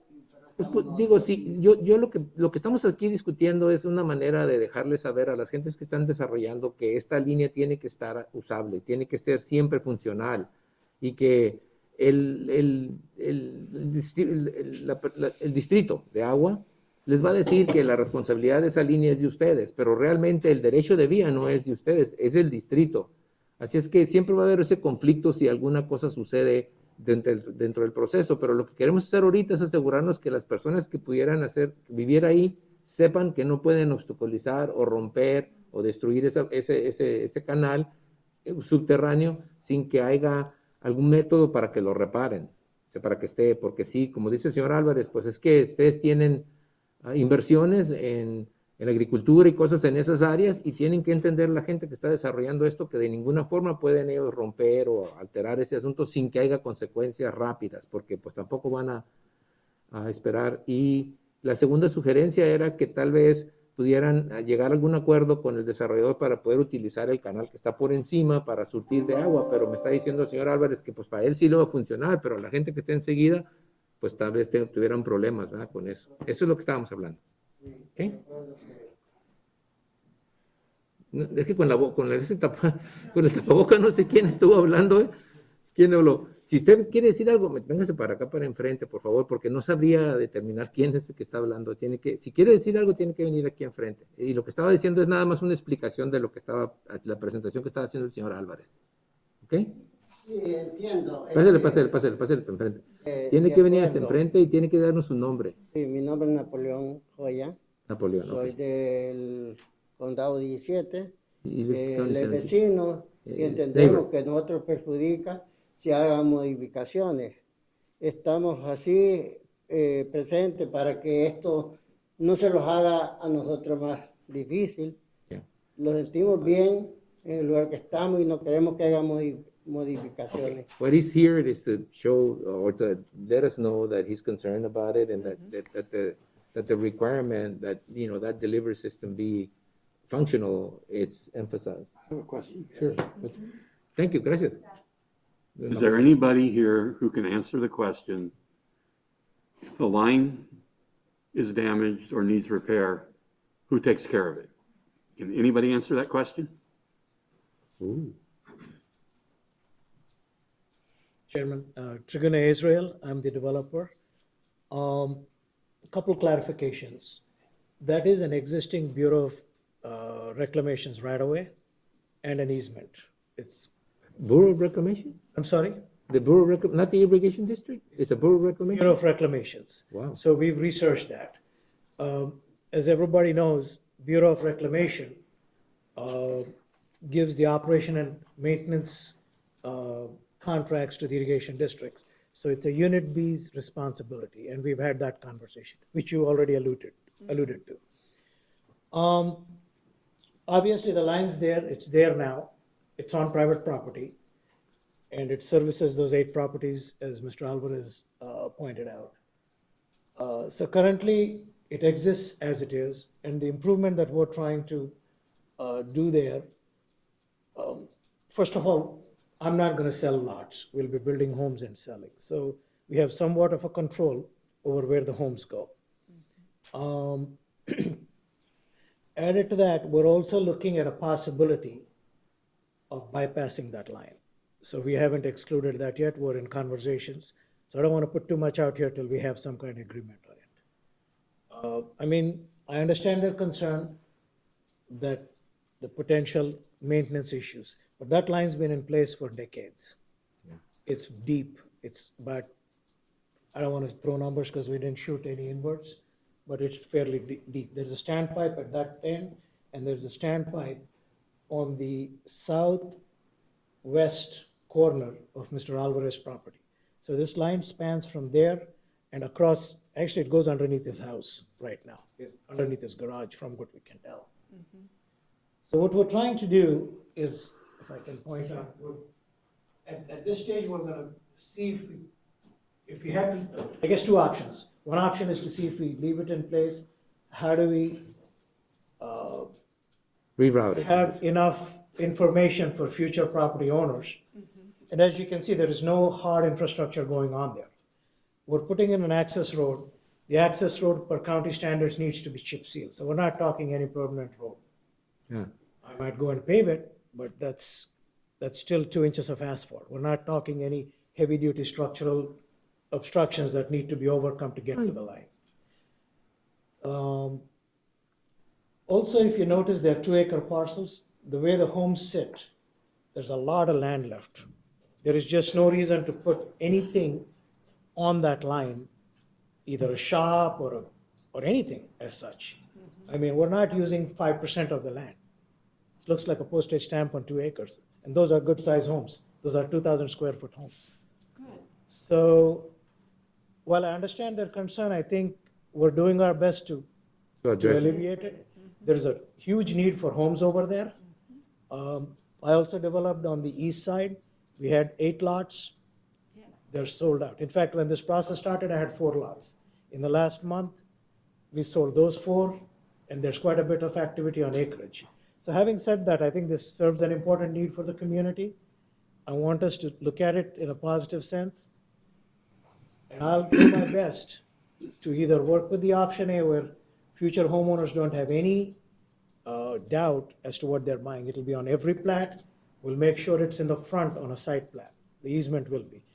Option 2, if I can find my way clear, because there is a ditch on the west side that feeds the properties on this side, which also feeds this property, because the B11, I believe, that runs east-west, that's like a transmission type of line. You can't tap off of that. So this irrigation ditch that runs north-south feeds both properties right now.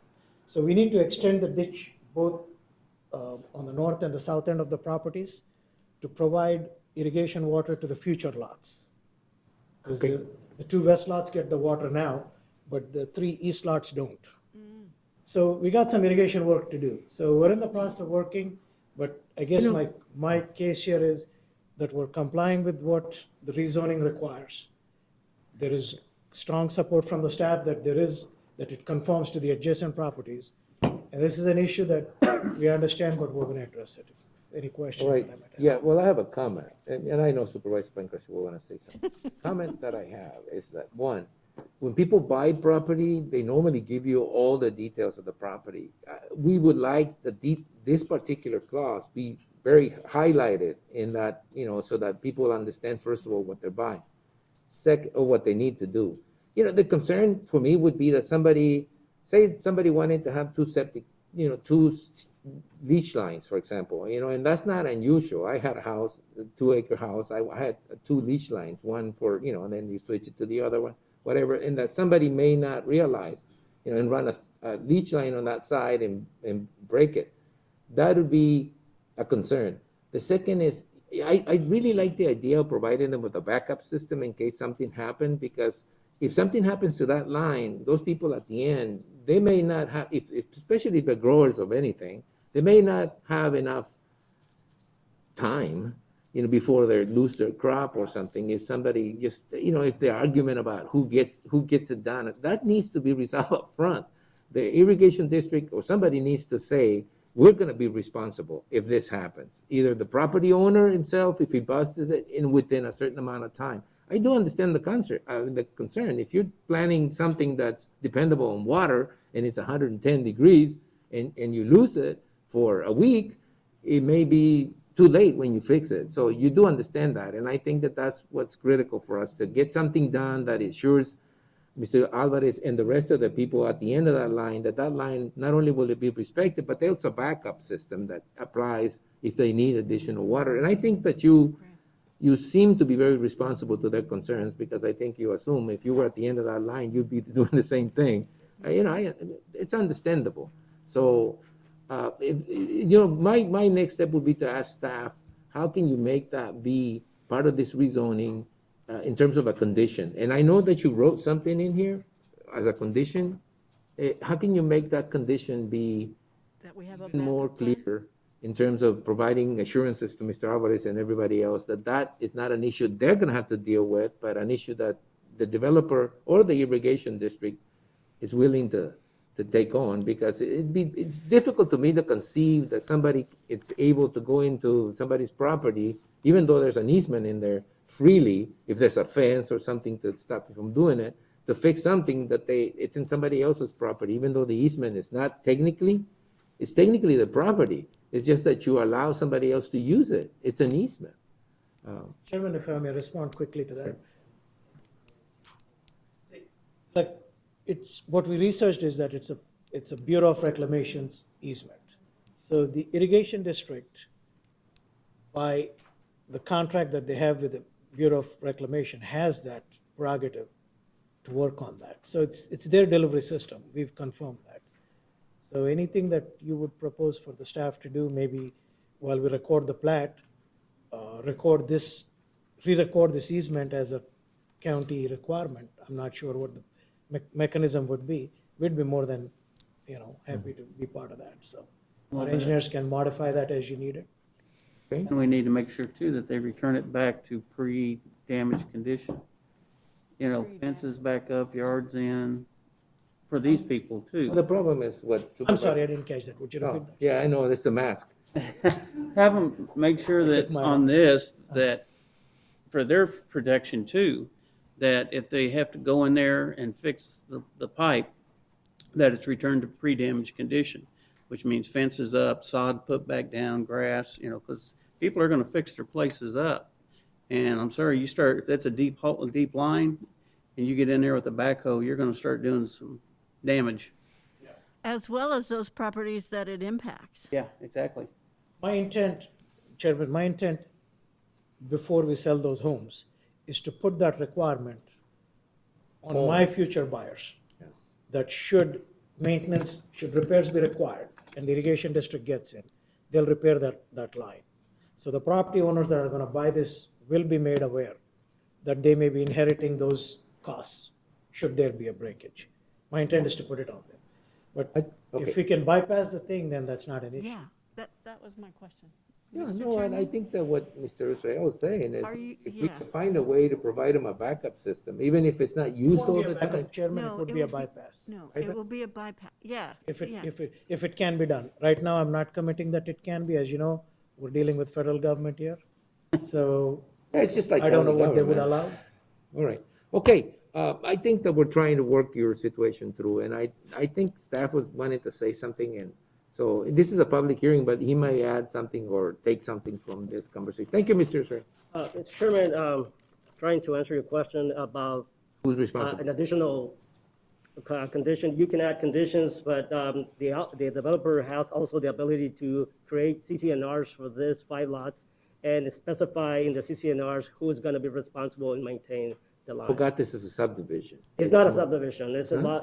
Land, How many lots are there? Land division. Five lots. I thought there was a requirement once No, you. 6. It's 6 or more. Yeah. I think so, yeah. Yeah. I'm sorry, but I got a little confused. Can we require the CCNRs? You can add conditions to the rezoning case. Okay, well then that's what we'll do. Mr. Chairman, can we do it in writing? That's what it That, is. that we're gonna CCNRs have to, can we put it in the conditions that the CCNRs have to say that this is a responsibility of the homeowner and that it has to be repaired and that, Yes, and if- that they're responsible for the damage that they may cause the other?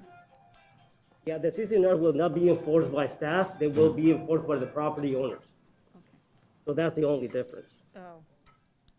Right, but you know, I think that it just makes it clear that there is something in your property that you need to be aware of, that if you damage it, you'll be responsible for repairing it. And vice versa, that if something happens and the water district has to go in and fix it, not by cause of their own, that the water district be also advised, if there is no bypass. And another comment, Mr. Sherman, because now we have three property owners in opposition.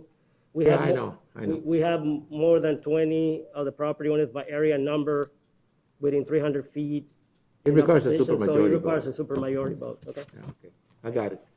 Anyway, Did you have another question?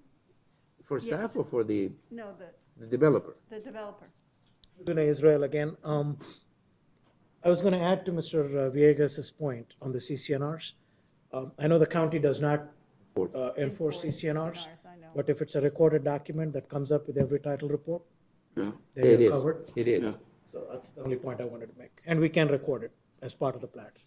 Okay, thank you. All right, anything else? Anybody else? Real quick, You've got to come up, because where you're at, Just real quick on the, this is Aurelio Alvarez again. Could that, I've seen some stakes put like on like Like gas lines. markers? It could, is that a requirement or could that be part of anything or just so it's labeled? Or can we, you mean like, so it like a locates, stake, like a like a blue locator stuff? stake, like to let the owners know that there is like a line under there so they don't dig it? Is that something that? Well, I don't know if we can put it as part of the conditions, but No, I but- think on a on a development portion, I think Mr. Israel will probably doesn't want to have somebody busted it. So marking it, it's an issue for the developer that I think if you don't find a way to bypass it, which is, to me, the easiest solution is to bypass it. It's the most expensive solution, but it's the easiest solution, would be to bypass it, to create a way to get around it and come out the other end and just not deal with whomever, because your property are going to be limited too. The use of the property is going to be limited by having this easement. It may break it up. You may want to do more. You may want to build a bigger house or put a pool there. So who knows? I think that the issue that we had to deal with here was to let people know how important that line is, and whether it's by marking or bypassing it, make sure that the property owner knows they have to respect that line, and if something happens to it, who will be responsible for fixing it? And that there will be a backup plan to get everybody else that's hooked up to that line, know that, they don't have to live in fear that their water is going to be cut off for an extended period of time. Is that more or less where we're at? Okay, all right. Okay, is a public hearing, we close public hearing? We close public hearing, bring it back to the board.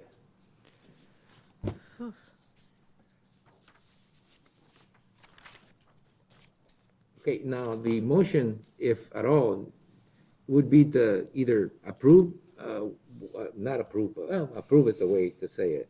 It would be to close the public hearing, which I did, and entertain a motion, which again should include the issue of advising the property owners in a clear manner that there is a water supply. What do we call it? A water supply? What? There's got to be a better term than water Irrigation supply. line. An irrigation line that goes through the property, and it needs to be respected, and that the issue of an alternate route be discussed. And I mean, this is making it too long. That motion is going to take forever. That the irrigation issue be discussed and settled before you guys, build anything in there. And I think we need to reflected include in the CCNRs. It should be included in the CCNR. And You can reflected include in that. the CCNRs, yes. So, is there a motion? Is that clear enough? Or is that too rambling? A little bit rambling. Right, but the motion is to Well, approve. Supervisor, Mr. Chairman, I would move that we adopt the recommendation of the Planning and Zoning Commission and add another condition, and that be that the issue of the irrigation line be addressed through CCNRs to address future repairs or damage to the system. Okay, the CCNR to clarify who's responsible for making payments or effectuating repairs. Is that good enough? Mm-hmm. I think so. Is there a second? What do you want to second it? I'll second it. We got to get to a vote. Okay, there's been a motion and a second. All those in favor of the motion, well, this is a super majority, so we need an individual vote.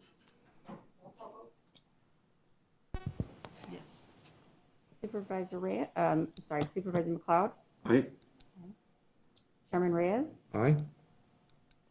Supervisor Simmons, Aye. That was a painful one. Supervisor McLeod, I'm sorry, Cancarzy. Can I explain my vote? Sure. If you can at all circumvent that line and make it so everybody has water without having to use that line, I would, and the homeowners around you would appreciate it so very much. And with that, I vote aye. And remember, this is a test for you if you're going to develop any further property. Oh, no. We will remember. Oh, no, he has property everywhere. I know. He's over here, Sure. he's Go over ahead. here, he's over Come up, because you can't address the board from that way. You're He's not everywhere. the TV. I'm going to repeat this obviously.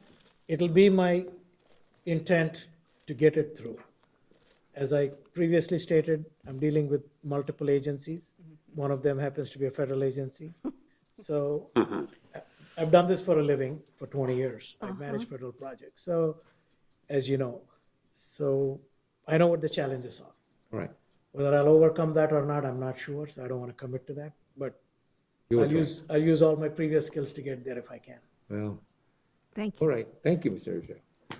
Mr. Álvaro, muchas gracias. And todos los que vinieron, thank you very much for showing up. Okay, muchas gracias por venir. All right, we got another item, and then we got to go through a reversion process. So the next item is Development Service Planning Zone Division Special Use Permit Case number 20.03. Monty Sanders, agent for Rosa Sanders and Victor Lozano, requests a special use permit per section 613.03 of the Yuma County zoning ordinance to operate a junk and wrecking yard with auto dismantling on two parcels, totally 6.77 acres in size. Zone light industrial assessors parcel located in 13711 South Avenue 3, Yuma, Arizona, located in the 70 to 74 decibel noise zone. That was too much. Yeah. Thank you, Mr. Chairman. Presenting special use permit 20-3. As you stated, this is a request to operate a junk and wrecking yard with auto dismantling on two parcels, 6.77 net acres in size, zone light industrial. The subject properties are located in the Yuma Mesa area at 13711 South Avenue 3E. On March 9, 2020, the Board of Supervisors denied the request to rezone the subject properties to heavy industrial, and for this reason, the applicant is requesting the special use permit. The intent is to bring the existing business operation into compliance with the Yuma County zoning ordinance. The vicinity map here shows the location of the subject properties. Parcels 18 and 19 to the north are zone RA10 in citrus production. Parcel 11 to the west is in the city of Yuma jurisdiction, owned by MCAS in agriculture production and zone military reservation. Parcel 22 to the south and east is zone light industrial and citrus production. The site plan submitted by the applicant shows the existing buildings on the subject parcels. The parcel to the north has a site-built home and accessory buildings and an office. The next slide shows a 2017 aerial view of the subject properties. Oh, it doesn't look like that now. Yeah, 2017. And next we have some pictures looking east from Avenue 3E. A view looking east from the west property line. and another view looking east looking southwest from the north corner of the north property line, northeast corner. And it's my understanding that now the applicant has removed some of the vehicles, and they're starting to move some vehicles so they can comply with our conditions. The Planning and Zoning Commission recommends approval, subject to the following operation and performance conditions. Operational condition number 1, the applicant shall acquire and have finalized all permit required as per appropriate code requirements within 2 years of approval by the Board of Supervisors, or the special use permit shall expire pursuant to section 402.05B1A of the Yuma County zoning ordinance. Operations under the special use permit are not allowed until all required permits are finalized unless otherwise approved by the planning director and the chief building official. Operational condition number 2, no vehicle parking for business is permitted in the right-of-way. Number 3, the owner applicant shall comply with buffer and screening requirements. Number 4, the special use permit shall be valid for a period not to exceed 10 years from the day of approval by the Board of Supervisors. Performance conditions, within 180 days of the Board of Supervisors approval, an improved driveway approach connecting 3E should be built in accordance with the Yuma County Public Works standards. And condition number 2, building permit should be obtained for any structure built or installed without permit, including but not limited to the existing office building and light poles around the property. And condition number 3, the owner applicant shall construct and maintain a solid fence or wall with a minimum height of 6 feet around the perimeter of the property prior to commencement of operations of the facility. No material should be stored in such a manner as to project from or be visible above the fence or wall. Mr. Chairman, this concludes the staff presentation. The applicant agrees with the conditions. Any questions for staff? I'm going to open to the public. Is there anyone in the public that wants to address the board on this? I have a question. Great. Question for staff? Yeah. Bring it back to the board for questions. Yeah, if you could go back to the slides, the first performance conditions. Let's see. No, maybe go back one more slide. And back there. Okay, so the final sentence there, does that mean until that wall is built and all of the permits are obtained that they cannot do business? Is that what that means? That means, yes. That is true. Unless otherwise approved by the planning Or director. the planning director and the building official can accept the operation. It's already operating, isn't it? Yes. So there's no plans to stop them until the fence is built. You're just simply saying that we can if we wanted to. Is that what you're saying? That's what we're saying. Well, that's what that says. Operations are not allowed. Operations are not allowed, but they can be reviewed by the planning director and the chief building official if they think they can operate. After they have probably submitted for a building permit, it's possible that they will be okay to operate. It's up to the director and the. And is you concerned that when we pass this, we actually take them out of service, out of business? Yeah, that's what this is telling I me. want to make sure that this is not the intent of the board with the special use permit. The intent of the board with the special use permit is to basically restrict the operation to a point that is more or less safe. Not compatible, because nothing's compatible with the junkyard, I don't think, but at least It's safe. It's safe, and then that the neighbors or the people that are going by there can actually see less of it as opposed to more of it. But it is not our intent, if we approve this special use permit, to simply stop the operations, but more to bring them into We have compliance. an open zoning violation for this I know, I case. got it. And the condition, I think the intent is to Fix it. fix the zoning violation. At the same time, we want the property owner to apply for the building permits. After they apply for the building permits, it will be up to the director and the building official to decide if they can operate. Okay. Is it operating today? Yes, it is. Okay. Sure, Supervisor Bankers. Just a comment. I was out there yesterday, And I talked to a gentleman who was in the process of taking the cars in the back that were my concern, and I don't know if that's the zoning violation or not. Yes, yes, it is. It is? Well, they're being moved. They were being loaded onto a big truck and taken to County 19th and going to be crushed. And they were in the process of getting the VIN numbers off of them when I was over there and moving them. So they Okay. are complying with Well, they're trying to. with the problem. Yeah, they're trying to comply with the problem. Yeah, okay. Any other questions? I mean, I think we made it clear. Our intent is not to have them cease operations, but to bring them into compliance. Is that okay? Right. So do I hear a motion to, I already had a public hearing. Does anybody want to come up?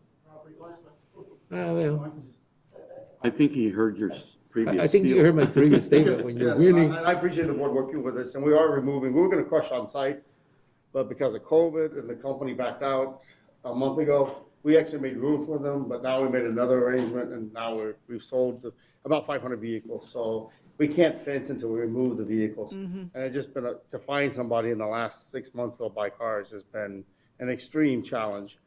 And then the motorhomes, they're going to the dump because there's no value in them. So we're just trying to figure out, What to do with we'll them. start Thank you. moving those out as well, so. Well, thank you for trying to come into compliance. And we'll put the fence up at the front immediately upon approval, the shading, and then we'll comply. And I already talked to the neighbor to the south and the neighbor to the, behind me, and the other side. So they know we're gonna be moving on that road quite a bit to get the cars out. And then, we'll remove the remaining junk and then we'll fence it. As soon as possible, we'll get the fence done and the shading in the front so people don't see it. Right. Thank you. Well, thank you very much. Now, I don't know if we got your name because I think you just came up. We needed to. Monty Sanders. Sorry. Monty Sanders, yeah. That's fine, thank you. All right, having canceled the public hearing, which I just closed the public hearing, and going back to the board for their decision, do I hear a motion? So moved. The What's motion moved? is Yes, to approve the special use permit permit as number conditioned. 20-03. Second. There's motion and second to approve the special use permit, number 2003. All those in favor of the wait a minute. Is there any more discussion in the motion? If not, all those in favor of the motion signify by stating aye. Aye. Anybody opposed? Motion carries. We're going on to the reversion public hearings. And I don't know, sometimes I wonder, is a reversion a public hearing? Yes, it is. It is? Because I thought you guys told me that reversions weren't like public hearings. This should be a short one though, because they want to I revert. don't know, I've only been doing this like 20 years. I don't know why you guys keep moving this stuff. I got to rely on my memory, and my memory serves me well. The reversion hearings weren't even, public. They were like reversion hearings for us, but. That'd be easy though, because the owner wants it reverted back. All right, okay, well, let's go. So we have one, are the two cases that we have, no, we're gonna have to take them one at a time, so. They're right next to each other. All right, in accordance with section, the Yuma County Planning Zoning Board will conduct a hearing to grant an extension of time to comply with the schedule for development, determine compliance with the schedule for development, and cause the property to revert to its former classification in the following cases. Rezoning case number 18-01, and rezoning case number 18-09. I'm gonna open both of them at the same time to discuss the issues. They're owned by the same person? Okay. All right. Rezoning case 1 is Yuma County zoning ordinance action to grant an extension of time to comply with the schedule of development or cause the property to revert to its former rural area 40-acre minimum zoning classification for assessors parcel number 140-22-004, which is a 5-acre portion of parcel 62.63 gross acres located on the southwest corner of the alignment of Avenue 74E and County 17.5 Street, North Hyder, Arizona. And the other one is rezoning case number 18-09 in accordance with section 404.01, parentheses, I think it's L or I, in parentheses 7 of the Yuma County zoning ordinance, action to grant an extension of time to comply with the schedule for development or cause the property to revert to its former rural area 40-acre minimum zoning classification for assessors parcel number 140-22-004, a 7-acre portion of a parcel that's 62.63 gross acres located in the southwest corner of the alignment of Avenue 74E and County 17.5 Street, North Hyder, Arizona. All right, so there's two revisions. both by the same owner. Go ahead. Thank you, Mr. Chairman. Fernando Villegas presenting reversion cases. Rezoning case, both rezoning cases were approved as part of the medical marijuana cultivation site. Rezoning case 1801 was approved by the board on June 4, 2018, subject to completion of discussion for development. Right here, you can see that the applicant requested light industrial. It used to be zoned RA40, and they requested light industrial because they wanted to apply for the special use permit for the medical marijuana cultivation site. The current zoning map, this is the current zoning map, shows that a portion is zoned light industrial, the other portion RA5, which is the other case. The applicant requested rezoning for light industrial, then came later and requested RA5 for the other portion. The property is vacant, still vacant. No permits were issued. No permits, no land division was done. It remains the same.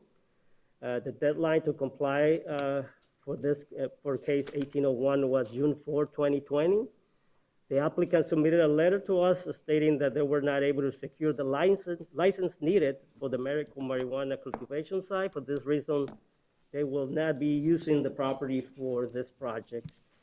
And well, they've never met the conditions, and you have the option to grant an extension or revert the zoning to RA40 for both properties. And staff is recommending the board supervisor to revert the zoning for both cases to RA40. Let me open up the public hearing portion. I am hereby opening up the public hearing. Is there anybody in the public that would like to talk about any of these two parcels? There being no one here to talk about any of these two parcels, I suppose that most people are pretty relaxed. So I'm going to move on back to the Board of Supervisors. It's medical marijuana, after all, people. You know, these people are not too, aggressive. Just relax. So there's nobody here to talk about any of these two cases. I'm going to take case one, rezoning case number 1801, and I intend a motion to either revert it or leave it as is. Move to revert. Yep, second. Okay, the rezoning case number 1801, there's a motion, a second to revert. Although, is there any further discussion on this item? There being no further discussion on this item, all those in favor signify by stating aye. Aye. Anybody opposed? Motion carries. On item number 18-09, which is another rezoning case, same discussion applies. We have closed the public hearing. I'll take it back to the board. Is there a motion to revert or? Move to revert. Yep. Motion. Motion to revert from Supervisor McLeod. Second. Seconded by Supervisor Simmons. Is there any further discussion on this item? No further discussion. All those in favor of the motion signify by stating aye. Aye.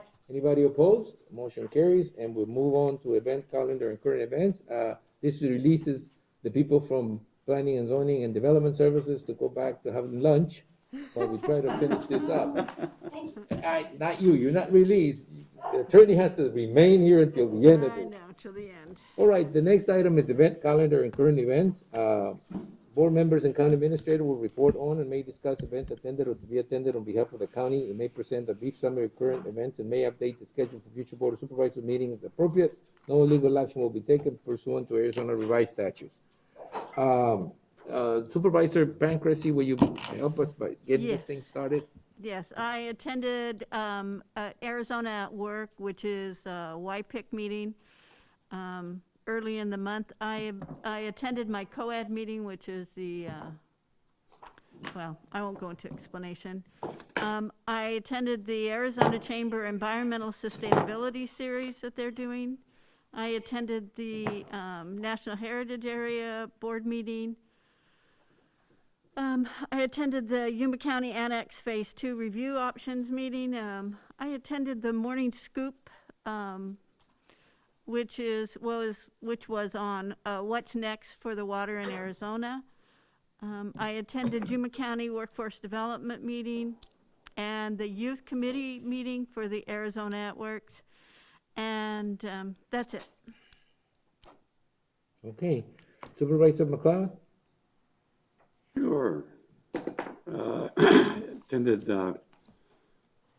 via web, of course, a couple of Governor Ducey's press conferences. I was pleased at his approach. that he and his That's right. team took toward the schools. I think local control is best. Also, attended the County Supervisors Association Executive Committee web meeting, NACO web conference regarding rural tech project, the U.S.-Mexico-Canada trade agreement update by the Arizona Chamber of Commerce. Also did the What's Next for Arizona Water web meeting. And I'll note, they sure didn't say anything about protecting our water rights. No. They talked about everything but. Yes, they did. So we will have to remain diligent. Yes. Attended the Arizona County Caucus. As it turned out, that was for the NACO voting, but as it turned out, one of the two persons lost her primary. So it ended up only one person running for NACO second vice president. Attended the NACO annual conference via web meeting, Yuma County Annex meeting.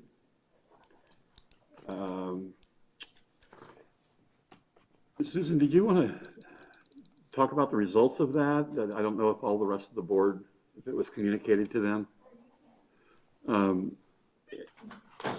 Surprisingly, as it turns out, the Avenue B site is just not acceptable.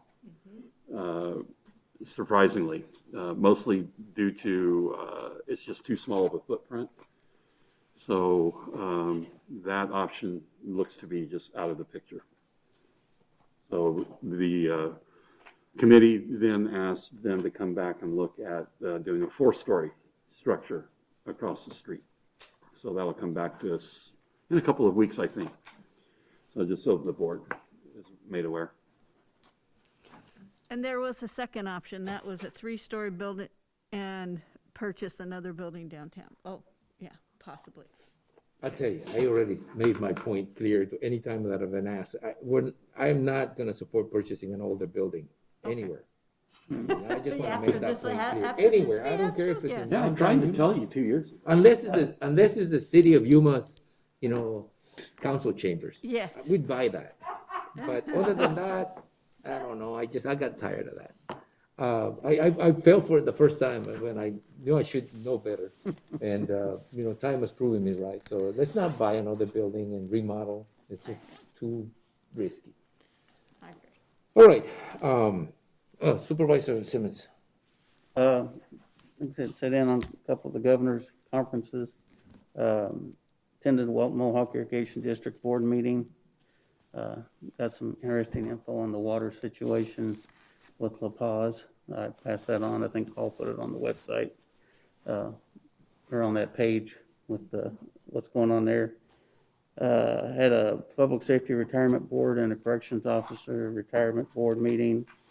Also attended the YPG Change of Command, which was a nice kind of send-off. Colonel Poppenberger, he's retiring.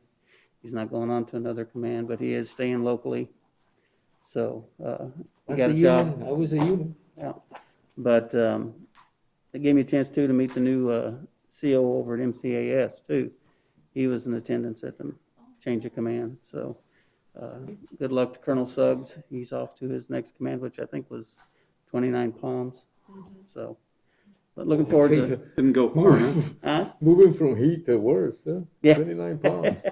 I mean, But I think anyway, I wish them both sophisticated. well and their futures, and that's They about it. limited all of that. All right. We had a Zoom meeting with the Border County Coalition that was consumed. The meeting was consumed by this testing issue, the rapid testing. The issue of testing farm workers, especially the ones that come in with a visa, became one of the toughest issues to deal with, because for one, the contractors that bring them in don't want them tested, because if one of them tests positive, then the rest of them have to be kept at home, and it's a big issue. But it brought forth the problem that we have with testing, which is that we test people and then we wait days, if not weeks, for the results, and that just can't happen. So we went into this frame of mind that we are going to pursue rapid testing, those Abbott machines that give you a result in 15 minutes. and mobile rapid testing, which is a way to get them out in the fields so that we can actually test in the fields and get the results right away, hoping with that to really have a way of monitoring the situation. It was a big issue. I signed a letter to Senator McSally asking that they review the process and see if they can make more of those rapid testing machines available. And it's not so much, I know you may not be totally aware, but we do have an Abbott rapid testing machine available to us in the county. Not every county has one, but it's used only on certain, certain people, first responders, those kind of people. But the lack of equipment and the delays and the results of testing are making contact tracing almost an impossibility. I think in Yuma County, the numbers are just so overwhelming that you can't catch up. I mean, it's like trying to stop the tide with a bucket. It's just not, but, she, meaning Diana, our health director, it's been on top of it. And I go back to what Supervisor McLeod asked and what we talked about briefly, which is school openings. That is taking up a lot of our time now, and support for businesses is also taking up a little, some more of it over time. The use of the CARES Act this is something that I want to tell. The discussion is about working at home and whether the county can use some of the CARES money to make sure that people can work at home, either by providing them computers or a home-based, operational base, in other words, equipment. That is something that came up briefly, but I think it's important to bring forth because when we're looking at using that money, we need to find a way to link it to the emergency and not so much use it to, put it in the reserves or stuff. It's supposed to be used to help alleviate the situation. The fact is, a lot of the people that work in the county could work at home, and it may be a good idea to look into whether we could have some portable computers that can be adapted to that, or whether there will be people that can qualify for having an actual workstation built at home, which is something I thought was pretty good. I do want to thank Supervisor McLeod for handling all this NACO situation because he took upon himself to be the voting member and, participated in these meetings that we all just couldn't for some reason or another. So thank you very much, Supervisor McLeod. Sure. And I think that takes care of my report. I do want to, before we leave, tell Susan, I know all of you must be aware that she lost both a brother and a mother. And that is a really tough hit. And, we just want to let you know, we do feel for you. I mean, it's not like, it's like extended family for us. So condolences on that, and whatever we can do to alleviate a little bit of that, you let us know, okay? Including working a lot more. All right. If you quit calling her, it would help. Susan? Yes, it is your turn now. So thank you. I appreciate your condolences. It's been difficult, but I am working a lot more to take my mind off it. So, I attended the Zoom call last Friday with the state legislators. It's organized by Representative Dunn, and a lot of the conversation was about the schools and the requirement that they have to serve in person certain populations. And for the Crane School particularly, they said because of all those populations that they're required to serve, it's virtually making them open on site every day of the week, where because of the executive order that the governor had put in place earlier, even though now they're saying you can do some virtual training, virtual school, they're very concerned about all those other obligations that they have to provide on site. So I encourage them to communicate with the governor and the superintendent of public instruction about those things, because they can't, that's the only way to change it is at the state level. So attended the Workforce Development Board meeting, and we previewed the 4-year plan that's going to be coming to the board later, that you have to approve that in compliance with federal law. Met with Solon to follow up to ensure that all the contracts tied back to that higher level of savings that we had identified in the lease versus the SSA, so all of the documents do include that language. We'll be finalizing the reopening plans to provide information and guidance to all the departments. And last week we held our first ever virtual quarterly management team meeting, and that actually went pretty well.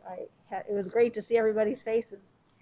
And then we had our Greater Yuma Port Authority board meeting last week, and things are progressing very well. Buna George was complimented by everyone about the excellent job that she's doing. That's my report. Thank you. One last thing.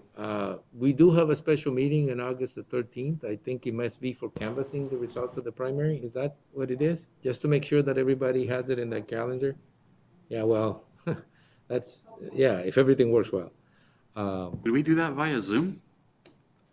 No, we could, but I mean, this shouldn't take long. I mean, it's just a 10 minutes. That's why I suggested. Yeah, well, the problem with this place is that it really isn't set up for Zoom. I mean, we can only one call in. Oh, yeah, that wouldn't work. Public has to be able to see. And then public has to look at it, that it really becomes a Why you very... brought that up, Desiree? It's lunchtime. You must be wanting to leave. I do want to again welcome Ian, whatever. Ian, and for his patience sitting there for the 4 hours that we were, that it took us to get through this meeting. It's your fault. Normally it doesn't take us this long. I do want to thank you for taking time to meet with me. Yeah, and I'll invite you to go and tour South County. I'll take you to that injection area before we take it, so that you get a better sense. Oh, thank you very much, and thanks for the sheriff deputy that is providing security there. Thank you very much. Yes, You look and also, you look imposing right there. Congratulations on a promotion, right? You got promoted? Is this part of your promotion? You need to talk to your supervisor. And He's also, in there in air conditioning, not out there in want the to heat. thank. But anyway, too much thanks. Thank you, attorney, for being as patient. It's nice we can see you grip.